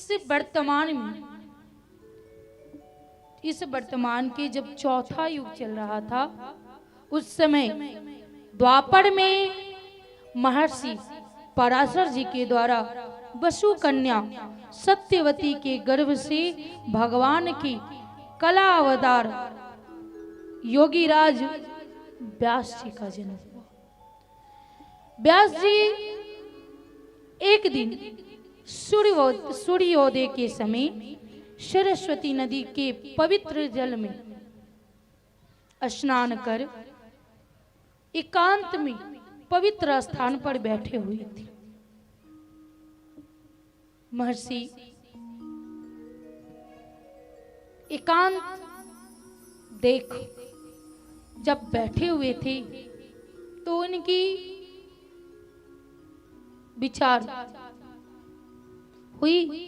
उन्होंने उनमें इतनी क्षमता थी कि महर्षि व्यास भूत और भविष्य दोनों जानते थे कि भूत में क्या होगा, क्या हुआ और क्या होगा, या भविष्य में क्या होने वाला है, सब जानते थे। उनकी जो दृष्टि थी अचूक थी, अचूक अर्थात चूकती नहीं थी। उन्होंने देखा कि संसार में लोग श्रद्धाहीन और शक्ति रहित हो गए। श्रद्धाहीन कि आज जैसे कई बार शिव जी पे इच्छा होती कि नहीं, शिव जी ने कह दिया शिव जी की 16 सोमवार व्रत करेंगे तो पूरा हो जाएगा। अब जन्माष्टमी आई तो जन्माष्टमी कर लिया, एकादशी कर ली, उससे भी नहीं हुआ तो छठ भी कर लिए, रवि व्रत कर लिए, मतलब सब मिक्स खिचड़ी बना देते हैं। इसे कहते हैं श्रद्धा ही। क्यों? कि हमें इष्ट पे भरोसा है, वो कुछ ना कुछ करेंगे। लेकिन हम आज कभी राम, कभी कृष्ण, कभी भगवती, कभी भोलेनाथ, सबको पूज डालते हैं कि सब जगह डाल दी है, कहीं से तो साइन होके आ ही जाएगा।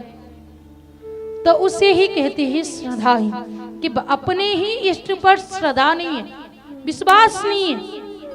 तो कह रहे हैं महर्षि कि मैंने ये देखा कि यहाँ पृथ्वी के लोग श्रद्धाहीन और शक्ति रहित, बिना शक्ति की, उनका बुद्धि कर्तव्य ठीक ठीक काम नहीं कर रहा है। क्या करना है क्या नहीं करना है कुछ समझ नहीं आ रही, और आयु भी कम होती जा रही है। पहले के बुजुर्ग 120 साल जीवित रहते थे, अब कितने, कोई भरोसा ही नहीं। अब एक्सीडेंट इतनी होती है कि 16 साल का भी चला जाता है और 80 साल वाला भी जिंदा रहता है। लेकिन मुश्किल से 80, 85, 90 लाख।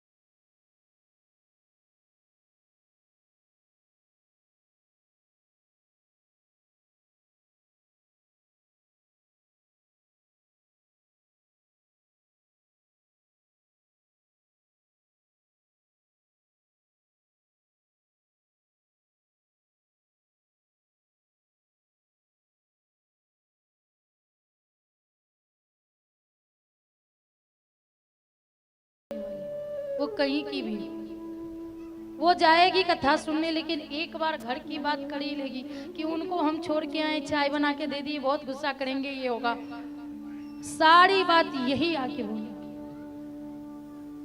जैसे सीरियल देखते हैं ना, तो एक दिन अगर किसी कारणवश बाहर चले जाते हैं तो दूसरे दिन समझ नहीं आती कि उसकी सास क्या बोल रही है, उसकी भाभी क्या बोल रही है। उसी प्रकार कथा है, अगर 1 मिनट अगर छूट गया ना तो मैं क्या बोल रही हूँ, तब तो ये हो जाएगा कि भैंस के आगे बीन बजाए, भैंस करे पगड़ाई, फिर समझ में नहीं आएगा। इसलिए मन चित्त मार कर और यही ध्यान को एकाग्र होकर सुनो। पता है बोलने से पेट दुखता है, लेकिन आप लोग अपने आप ही बोलते हो। प्रेम से बोलिए राधा रानी सरकार की जय, शिवा के बिहारी लाल की जय। उन्होंने 17 पुराण और 6 उपनिषद लिखे। मन भारी था, बैठे हुए थे, उसी समय नारद जी का आगमन। नारद जी कहते हैं, नारद जी कह रहे कि व्यास जी महाराज क्या हुए, आप इतने चिंतित क्यों हो, आपका मन इतना उदास क्यों है, आप दुखी क्यों है। कहा क्या बताऊं नारद जी, मैंने 17 पुराण लिखी, 4 वेद लिख डाला, 6 उपनिषद, लेकिन पता नहीं क्यों हृदय में शांति नहीं। कहा क्या आपने भगवान की बाल लीला की वर्णन की? कहा नहीं। महाभारत भी लिख डाली लेकिन उसमें बाल लीला का वर्णन नहीं हुआ।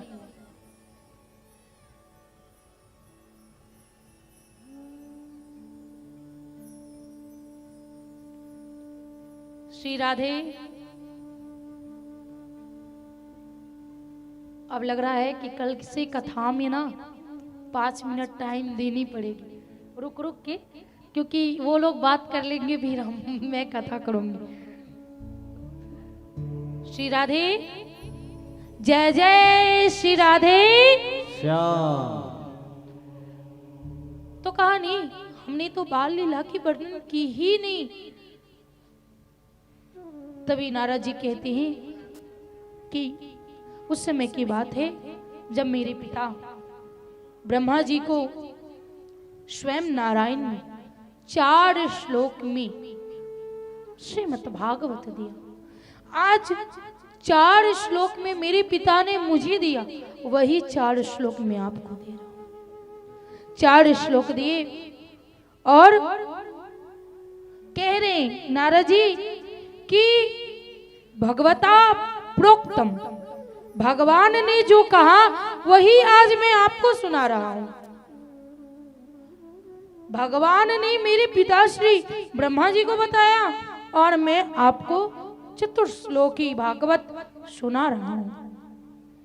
कह रहे हैं कि वक्ता कोई भी वो स्वयं नारायण का रूप है, भगवान का रूप। वक्ता व्यास जो है वो भगवान के रूप है। नारद जी कहते हैं व्यास जी आपने तो बहुत कुछ लिखा, अपनी लेखनी से बहुत चमत्कार दिखाया आपने, लेकिन जब तक भगवान की कीर्ति कौमुदी का विस्तार नहीं करोगे, गायन नहीं करोगे, तब तक ना तो आपको चैन मिलेगा और ना ही शांति, ना आपके उन पूर्व कृतियों में भक्तों को इतना जो उन्होंने लिखा, जैसे गीता लिखी, महाभारत लिखे हैं, लेकिन महाभारत सबके समझ में नहीं आती, भगवत गीता सबके समझ में नहीं आती। तो जब मनुष्य समझेंगे नहीं तब जानेंगे क्या? इसके लिए इस प्रकार से लिखो ताकि भक्त समझ सके, भक्त को आनंद मिले, ऐसा कुछ नहीं। व्यास जी मुझे ही देखें, जब तक भक्त को आनंद नहीं आएगा, जब तक भक्त भगवान के बारे में जानेगा नहीं, तब तक प्रेम कैसे होगा? हमें किसी से प्रेम होता है, हम इस वास्तविकता प्रेम की बात नहीं कर रहे। अगर हमें किसी से प्रेम होता है तो हमें उसकी कोई ना कोई अदा अच्छी लगती है। मैया जा रही है, कल ड्यूटी जाना है क्या? बैठ जाइए।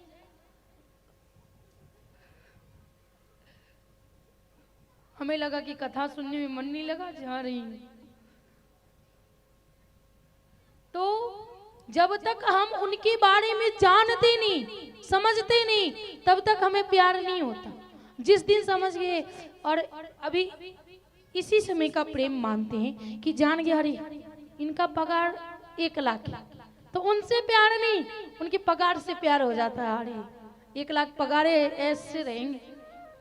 अरे उनकी बाल बहुत सुंदर है, उनकी आंखें बहुत सुंदर है, उनके वस्त्र का वो जो वस्त्र पहने थे वो बहुत प्रिय था। तो जो कुछ ना कुछ वो अच्छा नहीं लगता। उनकी अंदर जो गुण है वो कई बार दिखे ना दिखे, लेकिन बाहरी जो है अगर वो दिख जाए तो प्रेम हो जाता। बिना जाने बिना देखे किसी से प्यार होता है? तो खामखा लोग नेत्र को। तो जब तक भगवान के बारे में हम जानेंगे नहीं, समझेंगे नहीं, तब तक प्रेम कैसे? ऐसा कुछ लिखो जिससे हम भगवान के बारे में जान सके, जो भगवान कैसे दिखते हैं, भगवान ने किया क्या, भगवान ने सिखाया क्या। अब नारद जी कह रहे हैं मुझे ही देख लो, पूर्व जन्म मैं एक दासी का पुत्र था, दासी अर्थात काम वाली का पुत्र। नारद जी का जो पिछला जन्म वो एक दासी के पुत्र थे। 4 मास जब भगवान शयन में जाते हैं 4 महीने के लिए,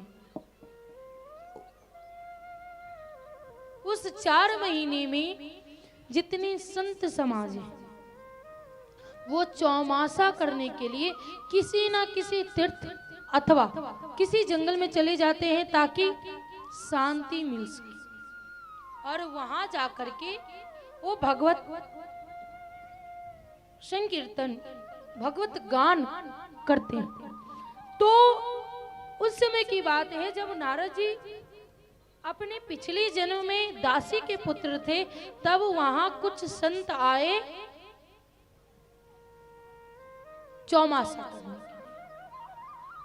और उसी में नारद जी की जो माँ थी वो उस संत का कभी बर्तन धोया करती थी, कभी कपड़े, पूजा की सामग्री एकत्रित करती थी, व्यवस्था करती थी, और जहां माँ रहेगी वहीं बच्चे रहते हैं।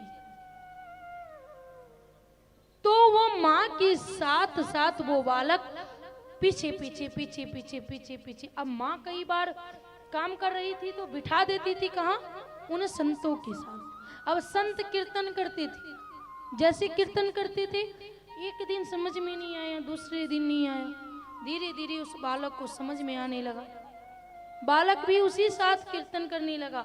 और बाद में वो जब संत भोजन करके छोड़ देते थे, उसी पत्र पर बैठकर वो बालक भोजन ग्रहण, कहते हैं ना कि जैसे खाओगे अन्न वैसा होएगा मन। तो वो जूठन खाता था और भगवान का नाम लेता था। क्यों? मम्मी काम कर रही है, माँ उसकी, वो क्या करेगा, तो पास में बैठकर भजन कीर्तन करता था। धीरे धीरे क्या हुआ कि लगाव हो गया। किससे? संत से नहीं, भगवान से लगाव। सुनती सुनती सुनती सुनती भगवान से प्यार। 4 महीने कैसे बीत गए पता ही नहीं चला। कह रहे हैं कि व्यास जी 4 महीने कैसे बीता मुझे अनुभव ही नहीं हुआ, 4 महीने बीत गए। और उन लोगों को जाने की समय आ गया, जाने लगे। तो मैंने आग्रह किया कि गुरुदेव हम आपके साथ जाना चाहते हैं, मुझे भी साथ में लेके चलिए आप। वो कह रहे हैं नहीं पुत्र, क्योंकि उस दासी को केवल एक ही पुत्र, अगर वो ब्राह्मण देवता लेके चले जाते तो उस माँ को क्या होता। तो कह रहे देख बेटा हम आपको लेके नहीं जा सकते। कहा नहीं मुझे तो जाना है। कहा ठीक है तुझे जाना है तो अपनी माँ से आज्ञा ले ले, अगर माँ आज्ञा देती है तो चलना साथ। अब नारद जी सोच रहे हैं, नारद जी कह रहे कि मैं सोचने लगा कि एक तो मैं छोटा और माँ अकेली, मुझे जाने तो देगी नहीं। घर गया, घर से वापस आया, कहा नहीं माँ से मैंने पूछा नहीं, लेकिन माँ मुझे जाने नहीं दे। ऐसा कुछ उपाय बताओ जिससे ये जो तार जुड़ा है प्रेम का वो कभी टूटे ना। तो वो टूटे ना, इसके लिए कुछ उपाय बता दो। बस उसी समय वो कहते हैं कि ओम नमो भगवती वासुदेवाय नमः, ये नित्य दिन तुम पाठ करना। ठीक है, चले गए सारे के सारे।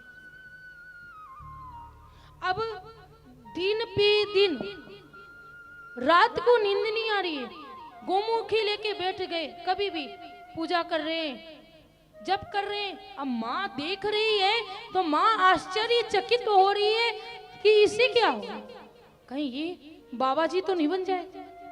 माँ की सबसे बड़ा डर क्या है कि कहीं मेरा पुत्र वन में ना चला जाए। अब जितने रिश्तेदार कभी आते सबसे ये कहता कि पहले इसका ब्याह करवा दो ताकि मैं मर भी जाऊं तो मुझे शांति रहेगी। ब्याह के लिए रिश्ते ढूंढना चालू कर दी ताकि ब्याह हो जाए। एक दिन ऐसा हुआ कि सुबह 4 बजे नारद जी कह रहे हैं कि सुबह 4 बजे माँ गौ धोवन के लिए गई और गौ धोवन के लिए जब जा रही थी तो रास्ते में सांप के डसने से मेरी माँ की मृत्यु हो गई। और मेरी माँ की मृत्यु हो जाती है, माँ परधाम चली जाती है। माँ का दाह संस्कार और श्राद्ध कर्म करने के बाद मैं भी पूर्व दिशा की ओर चल जाते जाते जाते जाते जाते जाते जाते सायंकाल का समय हुआ। अब जब तक जीवित है तब तक भूख प्यास तो लगेगी। उन्हें भूख भी लगी और प्यास भी लगी। उसी नदी के तट पर जाकर के मुंह पर पानी मारे, आंजलि में जल लेकर के पान किया। किसी ऊंचे स्थान पे जा करके बैठ गए और बैठकर प्रभु को ध्यान लगाया। और जैसे ही ध्यान लगाया बस प्रभु ने थोड़ी देर के लिए अपनी छवि दिखाई। और हम जिससे प्रेम करते हैं ना, अगर क्षण भर उसकी छवि दिख जाए ना तो हम व्याकुल हो जाते हैं कि और देखें। बस इसी व्याकुलता में उन्होंने अपनी नयन खोल दी और नयन खोली, कुछ नहीं। बार बार उन्होंने कोशिश पुनः किया कि पुनः दर्शन हो जाए, लेकिन नहीं, व्याकुल हो गए कि क्यों नहीं अब हो रहा है।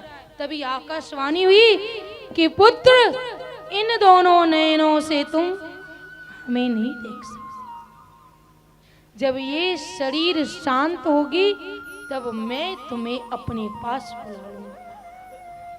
बस नारद जी की आंखों से यशवन की धार बहने लगी। कुछ समय बाद अब इसी में लगे रह गए। अब तो ना भूख लग रही है ना प्यास लग रही है। घंटे, 2 घंटे, 10 घंटे ध्यान में लगे हुए हैं। ऐसे करते करते कई वर्ष बीत गई। और बीत गई तो एक दिन आंधी तूफान के साथ बारिश हुई और उसी बारिश में वज्रपात हुई और वज्रपात गिरने से उस बालक की मृत्यु हुई और वो बालक बैकुंठ को गया। और भगवान के आज्ञा से वो नारद जी बन करके ब्रह्मा जी का 10वां पुत्र नारद बनकर आया। अब कह रहे हैं व्यास जी महाराज, अभी इस कथा से यही सीख मिल रही है कि हम थे तो दासी के पुत्र, लेकिन भगवान से प्रेम कैसे हुआ? सत्संग में जाने से। और सत्संग में जाने से प्रेम हुआ, आस्था जगी, मोह खत्म हुआ। और मोह खत्म होने के बाद इतना प्रेम हुआ कि आज हम दासी के पुत्र थे, लेकिन आज ब्रह्मा जी के 10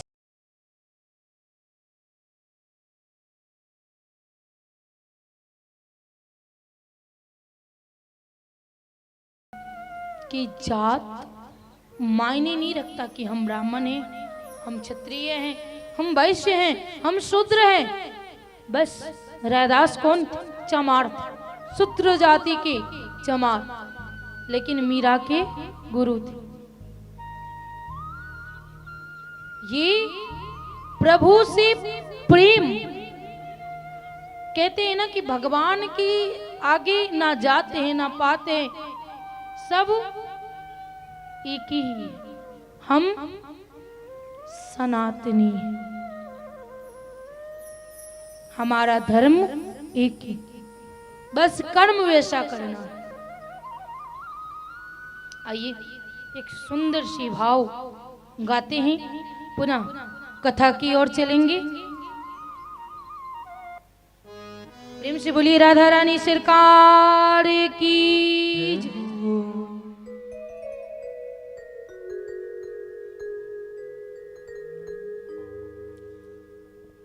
बोली बांके बिहारी लाल की जय हो।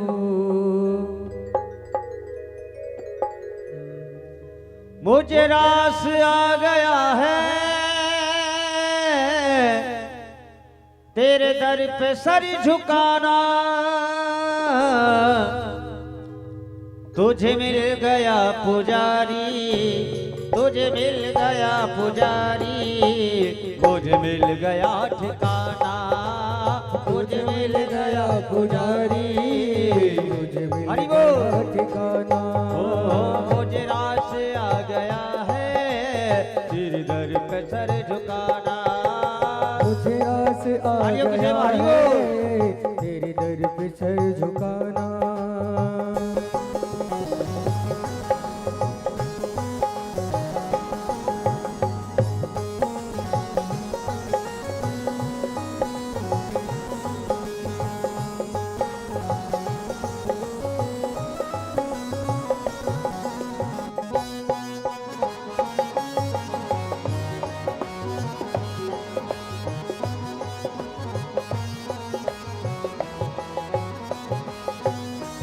मुझको नहीं जानता था तेरी बंदगी से पहले, तुझे कौन जानता था तेरी बंदगी से पहले, मुझको नहीं जानता था तेरी बंदगी से पहले, मुझे कौन जानता था तेरी बंदगी से पहले। तेरी याद ने बना दी, तेरी याद ने बना दी मेरी जिंदगी फसाना, तेरी याद ने बना दी तेरी जिंदगी फसाना। मुझे रास आ गया है तेरे दर पे सर झुकाना, मुझे रास आ गया है तेरे दर पे सर झुकाना।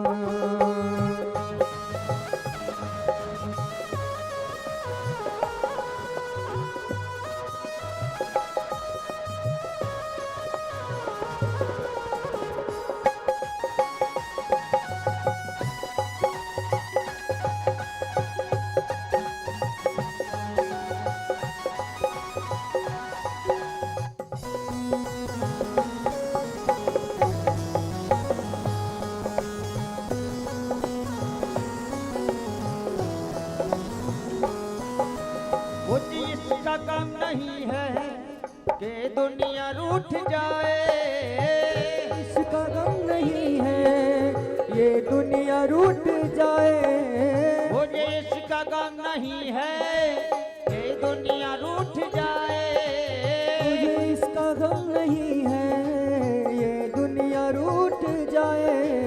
मेरी जिंदगी के मालिक, मेरी जिंदगी के मालिक कहीं तुम बदल न जाना, मेरी जिंदगी के मालिक कहीं तुम बदल न जाना। मुझे रास आ गया है तेरे दर पे सर झुकाना, रात आ गया है तेरे दर पे सर झुकाना।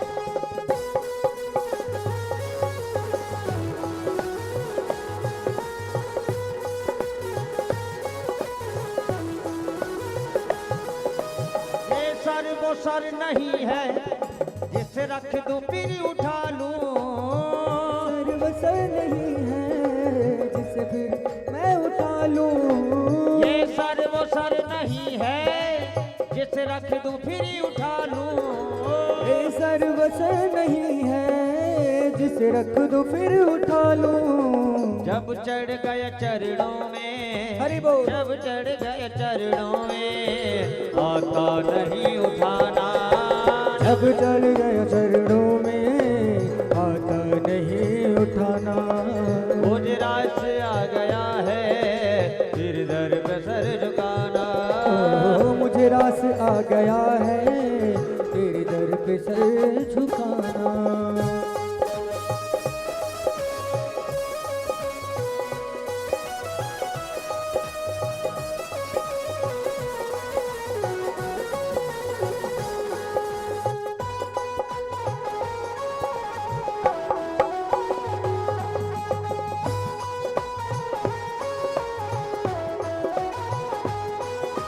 तेरी सांवरी सी सूरत मेरे मन में बस गई है। तेरी सांवली सी सूरत मेरे मन में बस गई है। तेरी सांवरी सी सूरत मेरे मन में बस गई है। तेरी सांवली सी सूरत मेरे मन में बस गई है। ऐ सांवरे सलोने ऐ सांवरे सलोने अब और ना सताना। ऐ सांवरे सलोने अब और ना सताना। गुजरात से आ गया है फिर दर पे सर झुकाना। ओ सर झुकाना। बोली वृंदावन बिहारी लाल की जय।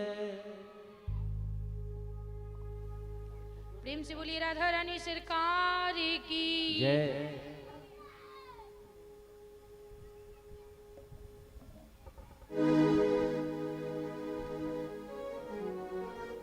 जय श्री राधे। मतलब भजन चालू ही और आप लोग अलग चालू हो, एकाग्र हो जाइए।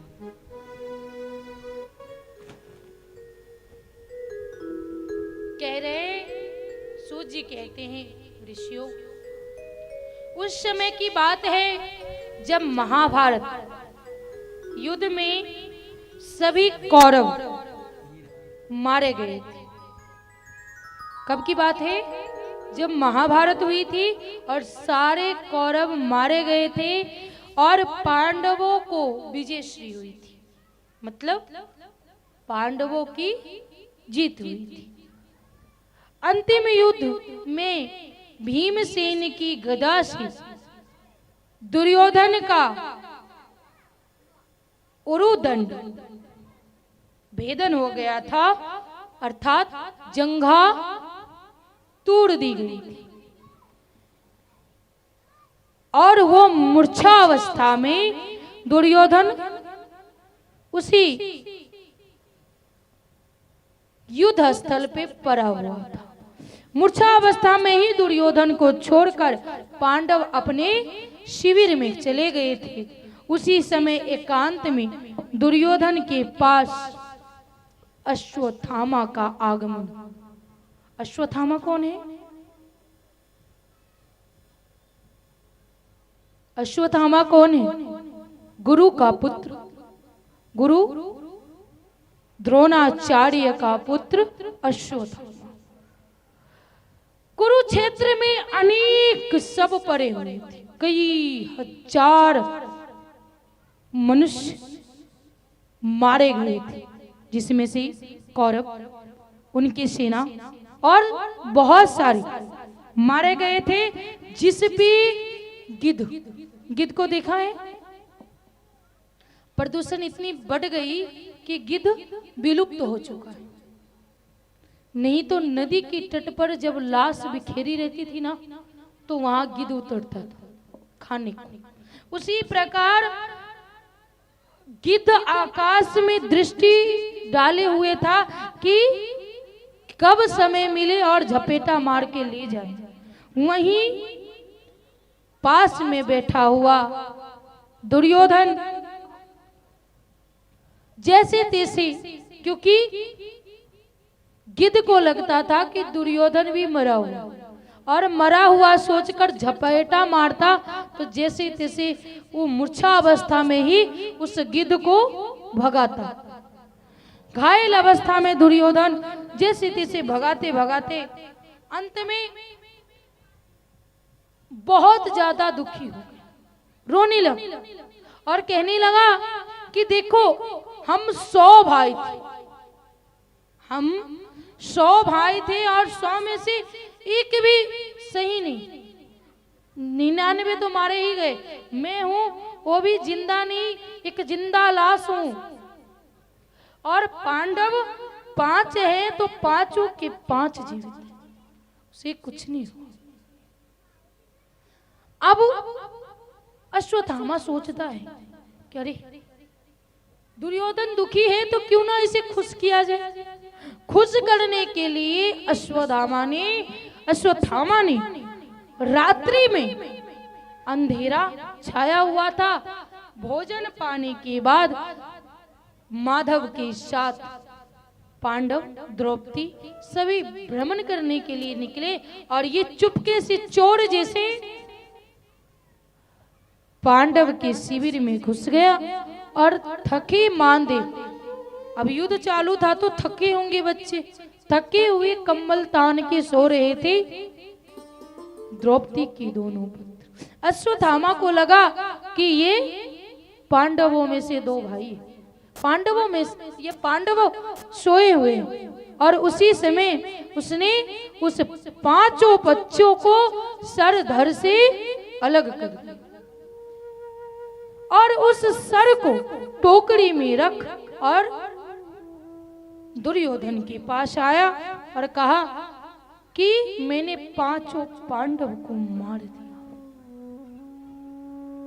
दुर्योधन बहुत खुश होता है कि शत्रु भी मारा गया। जैसे ही टोकरी से कपड़ा हटाई, अरे रात के अंधेरे में तुझे दिखाने ये 5 पांडव नहीं है, 5 पांडव के द्रौपदी के 5 पुत्र है। और दुखी हुई और इसी दुख और सुख के सहयोग से उसी समय दुर्योधन की मृत्यु हो जाती। अब ये 5 जब शिविर में आए तो कहा ये रक्त की नदी कहां से बह रही। तब जैसे कंबल उठाया, अरे कौन ऐसा निर्दयी है जिसे तनिक भी दया नहीं आई और बच्चे को मार दिया, वो भी अचेत अवस्था में। सोए जो रहते हैं कोई भी, वो आधे मरे होते हैं क्योंकि शरीर काम नहीं करता। तो आधे मृत्यु की अवस्था में अगर कोई कायर ही ऐसा कर सकता है, अगर ताकत है, बल है तो सामने आए, यूं छिपकर और बच्चों पे वार किया। अब 5 पांडवों ने संकल्प लेना चालू कर दिया कि जिसने ऐसा किया होगा उसे हम छोड़ेंगे नहीं, हम उसे मार देंगे। जिस प्रकार मेरे बच्चों को इस प्रकार से मारा है, हम उसे क्षमा नहीं करेंगे। अब माँ तो माँ होती है। कहा जाता है कि अगर पति को कुछ हो जाए तो बच्चे का मुंह देखकर माँ जीवित रह जाती है। ये आज की बात नहीं, पहले की बात है। अब की माँ तो बच्चे को छोड़कर दूसरी पति कर लेती है, भाग जाती है। ये पहले की बात थी कि जब पति मर जाता था तो वो बच्चों को पाल लेती थी।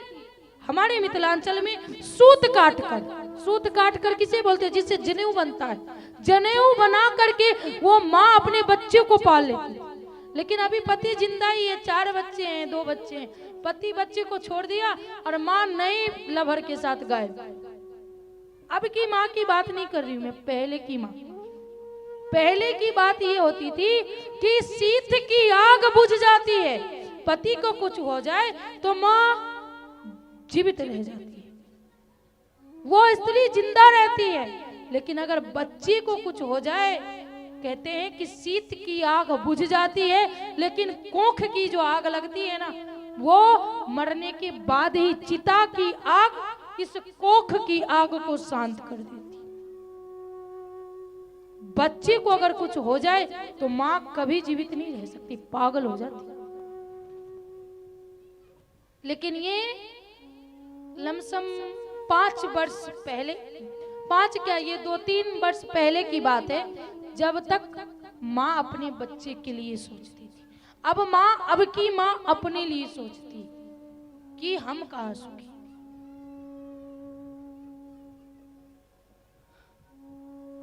माता द्रौपदी रोने बिखरने लगती। उसी समय अर्जुन कहते हैं कि कहीं दूर नहीं गया हो माधव, अब पुनः सारथी बनो और चलो। भगवान कृष्ण ने रथ चलाया। अब रथ पर बैठकर अर्जुन विदा हुए ढूंढने के लिए कि किसने ऐसा किया। किसको तनिक भी दया नहीं आई।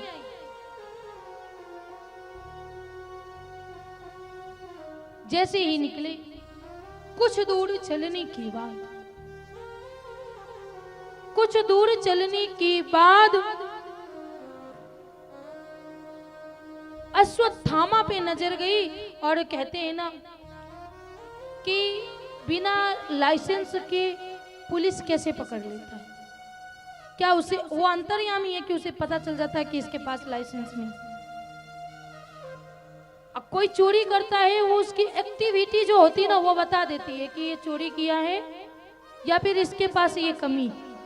जैसे ही अश्वत्थामा ने देखा कि अर्जुन हमारे करीब आ रहा है, बस वो घबरा गया और घबरा गया, भागने लगा।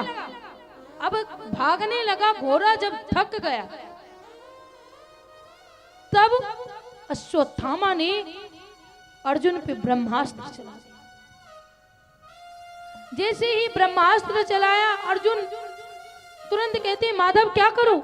माधव कहते हैं कि उस मूर्ख को केवल चलाने आता है, वापस लेने नहीं आता। तुझे तो वो भी आता है ना।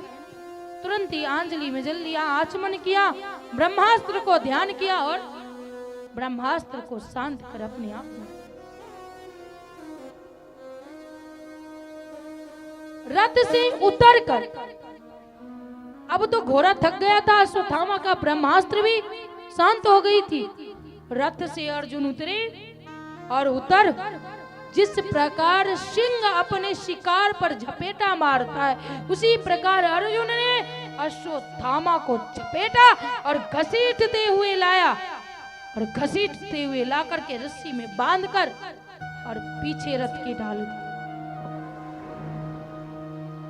करके माता द्रौपदी के पास लेकर आए और पटक दिया द्रौपदी के चरणों में कि ले, इसी ने तेरे पुत्रों को मारा है, अब तू ही इसे सजा दे, तू इसे दंड दे, क्योंकि ये तेरा अपराधी है। माता द्रौपदी, एक माँ ऐसा शब्द है ना जिस माँ के शब्द जैसा फिर कोई और शब्द बना ही नहीं। माँ अब अर्थात नहीं कि मैंने अपने गर्भ में जिस बालक को अथवा बालिका को रखी, जिसे जनाया, हम उसी के माँ। माँ तो माँ होती है और वो माँ सबके लिए माँ होती है। अब इसके लिए ये जरूरी नहीं कि हमने जिसे जन्म दिया है वही हमारा संतान है। हमें तो पता नहीं कितने बच्चे। माँ सबकी माँ होती है। जैसे ही द्रौपदी की चरणों में पटका, माता द्रौपदी बोली आप उठाए, ये आप क्या किए? कहा ये तेरा अपराधी है, इसने तुम्हारे पुत्रों को मारा है। कहा महाराज आपको पता है कि ये कौन है? कहा कोई भी है, लेकिन इसने हमारे 5 पुत्रों को मारा है, इस पे कैसा दया? कहा देखिए ना तो मैं इन्हें सजा दूंगी। क्यों?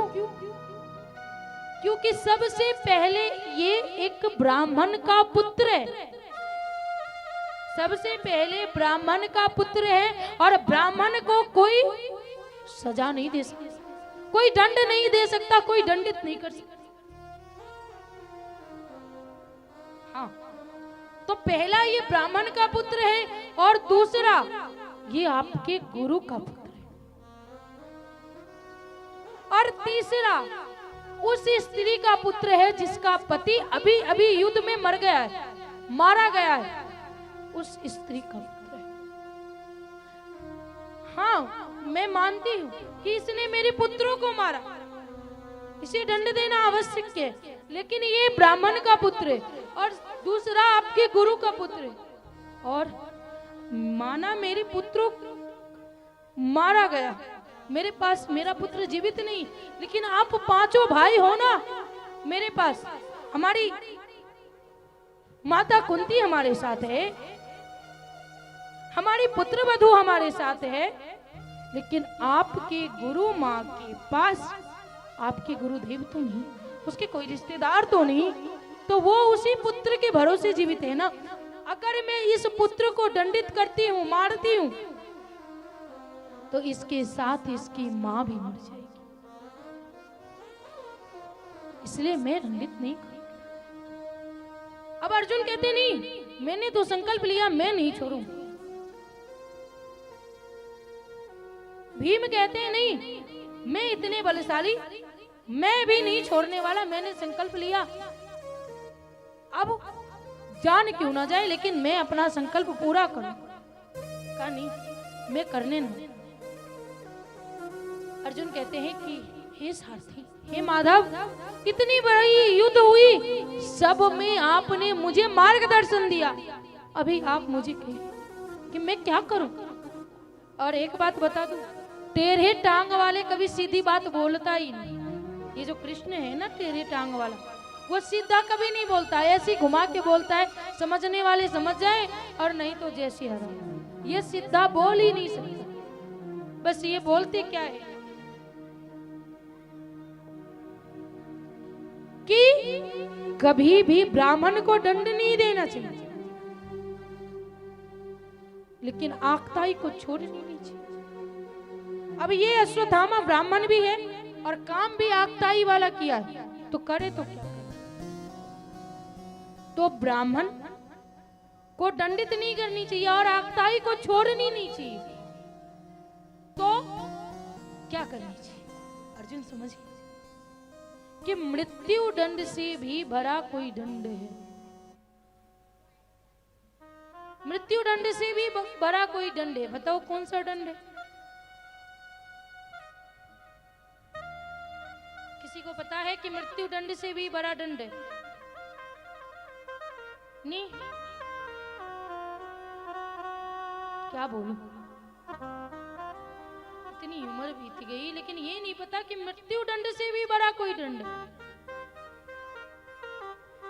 अगर हम किसी को मारते तो वो कुछ क्षण में शांत, लेकिन अगर हम किसी का अपमान करते हैं तो वो अपमान जितनी बार याद आएगा उतनी बार मृत्यु होगी। ये अपमान जो है ना, मृत्यु दंड से बड़ा दंड। बस समझ गए? अश्वत्थामा की मस्तक पे मणि थी, बस अर्जुन ने झपेटा और मणि खींच ली और धक्के मार के शिविर से बाहर कर अपमान की। और कहते हैं ना कि जो आक्ताई होता है, जिसकी बुद्धि भ्रष्ट हो गई होती है, वो कभी नहीं सुधरता। क्यों नहीं सुधरता? क्योंकि गलती जो होती है वो पीठ के जैसे होती है, अपनी कभी दिखती ही नहीं, सामने वाले की दिखती। सामने वाली की गलती दिखती, अपनी गलती नहीं दिखती, क्योंकि गलती पीठ की जैसी दिखती। पूरी उम्र बीत जाएगी लेकिन अपनी पीठ दिखती है कभी? क्या नहीं दिखती। बस अश्वत्थामा को भी यही हुआ, उसे अपनी गलती की एहसास नहीं है। उसे ये मन में हुआ कि पांडवों ने, मेरे गुरु भाइयों ने मुझे अपमान किया और शिविर से धक्के मार के भगा दिया। अब इस बदले की आग में जल रहा है कि क्या करूं ताकि ये आग शांत हो जाए। और अभिमन्यु की पत्नी थी उत्तरा। अभिमन्यु की पत्नी कौन थी? उत्तरा। और अभिमन्यु युद्ध में मारा गया। तो इसे ज्ञात था कि अभिमन्यु की जो पत्नी है वो गर्भवती। कहा पांचों पांडव के पुत्र तो मारे गए, अब एक ही उपाय है बदला लेने का। पुनः ब्रह्मास्त्र चला दिया। किस पे? उत्तरा के गर्भ पे। और उत्तरा के गर्भ पर जैसे ही ब्रह्मास्त्र चलाया, उत्तरा चिल्लाती हुई आती है कि माधव मेरी रक्षा कीजिए, जैसे मेरी रक्षा कीजिए। माधव ने उलट के देखा, आग की गोले के जैसे उत्तरा का पीछा कर रहा है। तुरंत अंगूठे के रूप, अंगूठी इतनी, नारायण हमारे भगवान, हमारे माधव, हमारे गोविंद अंगूठे की जितने हो जाते हैं और उत्तरा के गर्भ में प्रवेश करते हैं। उत्तरा के गर्भ में हाथ में सुदर्शन, दूसरी हाथ में गदा लेकर के गर्भ के चारों ओर परिक्रमा करते हैं और परिक्रमा करते हैं। और उत्तरा के गर्भ में इसलिए परिक्रमा कर रहे हैं, इसलिए रक्षा कर रहे हैं क्योंकि उत्तरा के गर्भ में जो बालक है वो भगवान का परम भक्त है और भगवान अपने भक्त का रक्षा हमेशा ही करते हैं। उत्तरा के गर्भ में प्रवेश करके भगवान उत्तरा के गर्भ में जो बालक है उसके रक्षा करते हैं।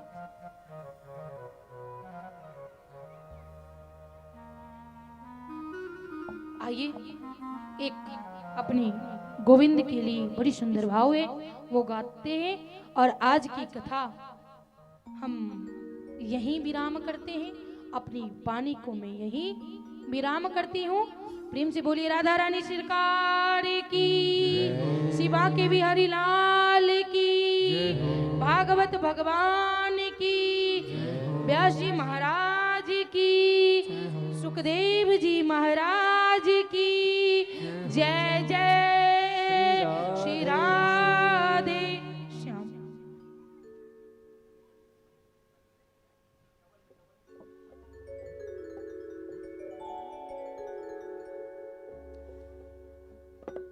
बोलिए बांके बिहारी लाल की जय हो।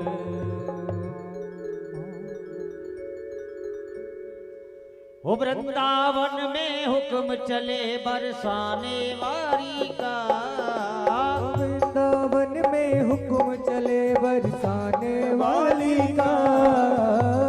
कौन हाथ उठा के भाव से, मेरा श्याम दीवाना है उस राधे रानी का। तो मेरा श्याम दीवाना है उस राधे रानी का। वो मेरा श्याम दीवाना है उस राधे रानी का। मेरा श्याम दीवाना है उस राधे रानी का। वो वृंदावन में हुक्म चले, वृंदावन में हुक्म चले बरसाने वारी का। मेरा श्याम दीवाना है उस राधे रानी का। मेरा श्याम दीवाना है उस राधे रानी का। मेरा श्याम दीवाना है उस राधे रानी का।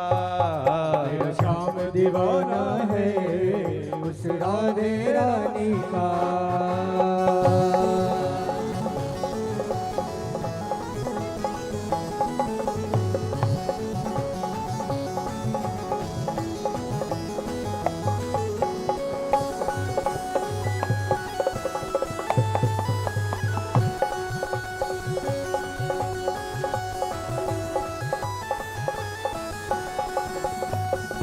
वहाँ डाली डाली पर, वहाँ पत्ते पत्ते पर, वहाँ डाली डाली पर, वहाँ पत्ते पत्ते पर। राज राधे का चलता गाम के हर रास्ते पर। राज राधे का चलता गाम के हर रास्ते पर। चारों तरफ डंका बजता, डंका बजता। चारों तरफ डंका बजता, चारों तरफ डंका बजता। रस भानु दुलारी का। मेरा श्याम दीवाना है उस राधे रानी का। मेरा श्याम दीवाना है उस राधे रानी का। ओ मेरा श्याम दीवाना है उस राधे रानी का। मेरा श्याम दीवाना है उस राधे रानी का।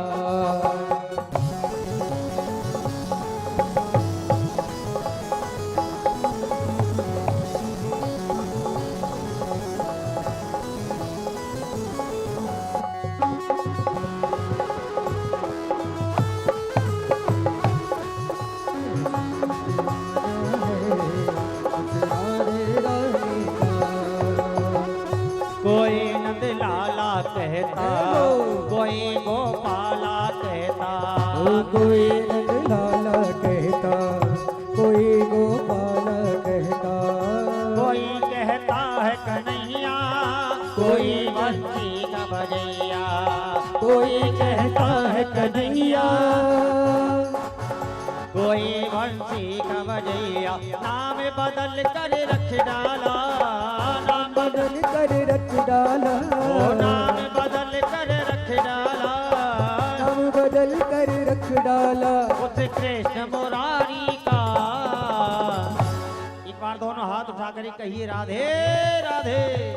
हरि बोल। और जय जय। अगर ठाकुर जी से जो प्रेम करते एक बार नाचते झूमते हुए अपनी हाजिरी जरूर लगाएं, क्योंकि इसके दरबार में नाचने वालों को संसार में दर बदर नहीं नाचना पड़ता। मीरा नाची, भगवान श्याम को पा लिया, हनुमान जी नाचे, भगवान राम को पा लिया। अगर आपके अंदर भी ठाकुर जी के प्रति प्रेम है तो नाचते हुए सभी बड़े भाव से हाजिरी लगाएंगे और कहेंगे मेरा श्याम दीवाना है उठ राधे रानी का। ओ मेरा श्याम दीवाना है उस राधे रानी का। वो वृंदावन में हुक्म चले, वृंदावन में हुक्म चले, बरसाने वारी का। मेरा श्याम दीवाना है उस राधे रानी का। ओ मेरा श्याम है उस राधे रानी का।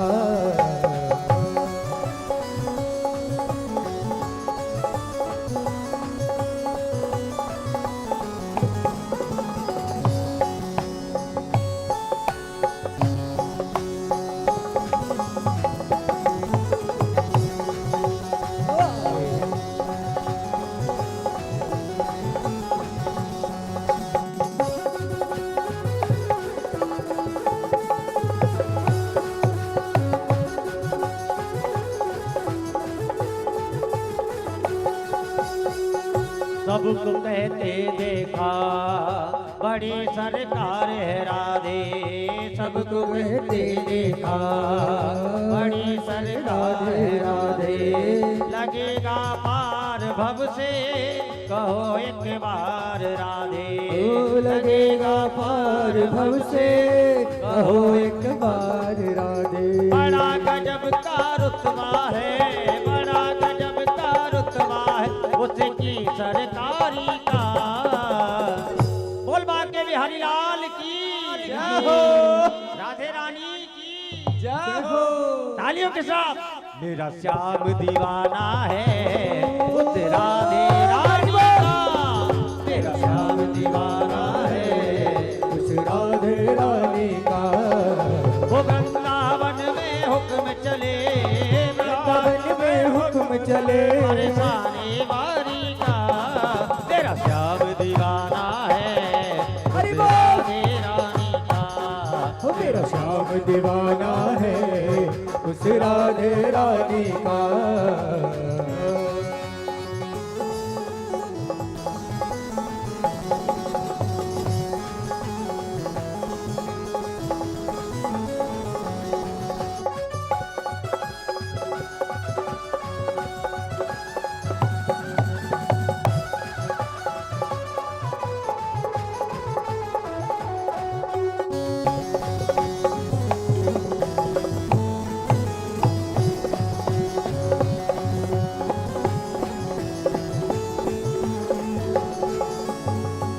तमाशा एक देखा जरा बनवारी सुन ले।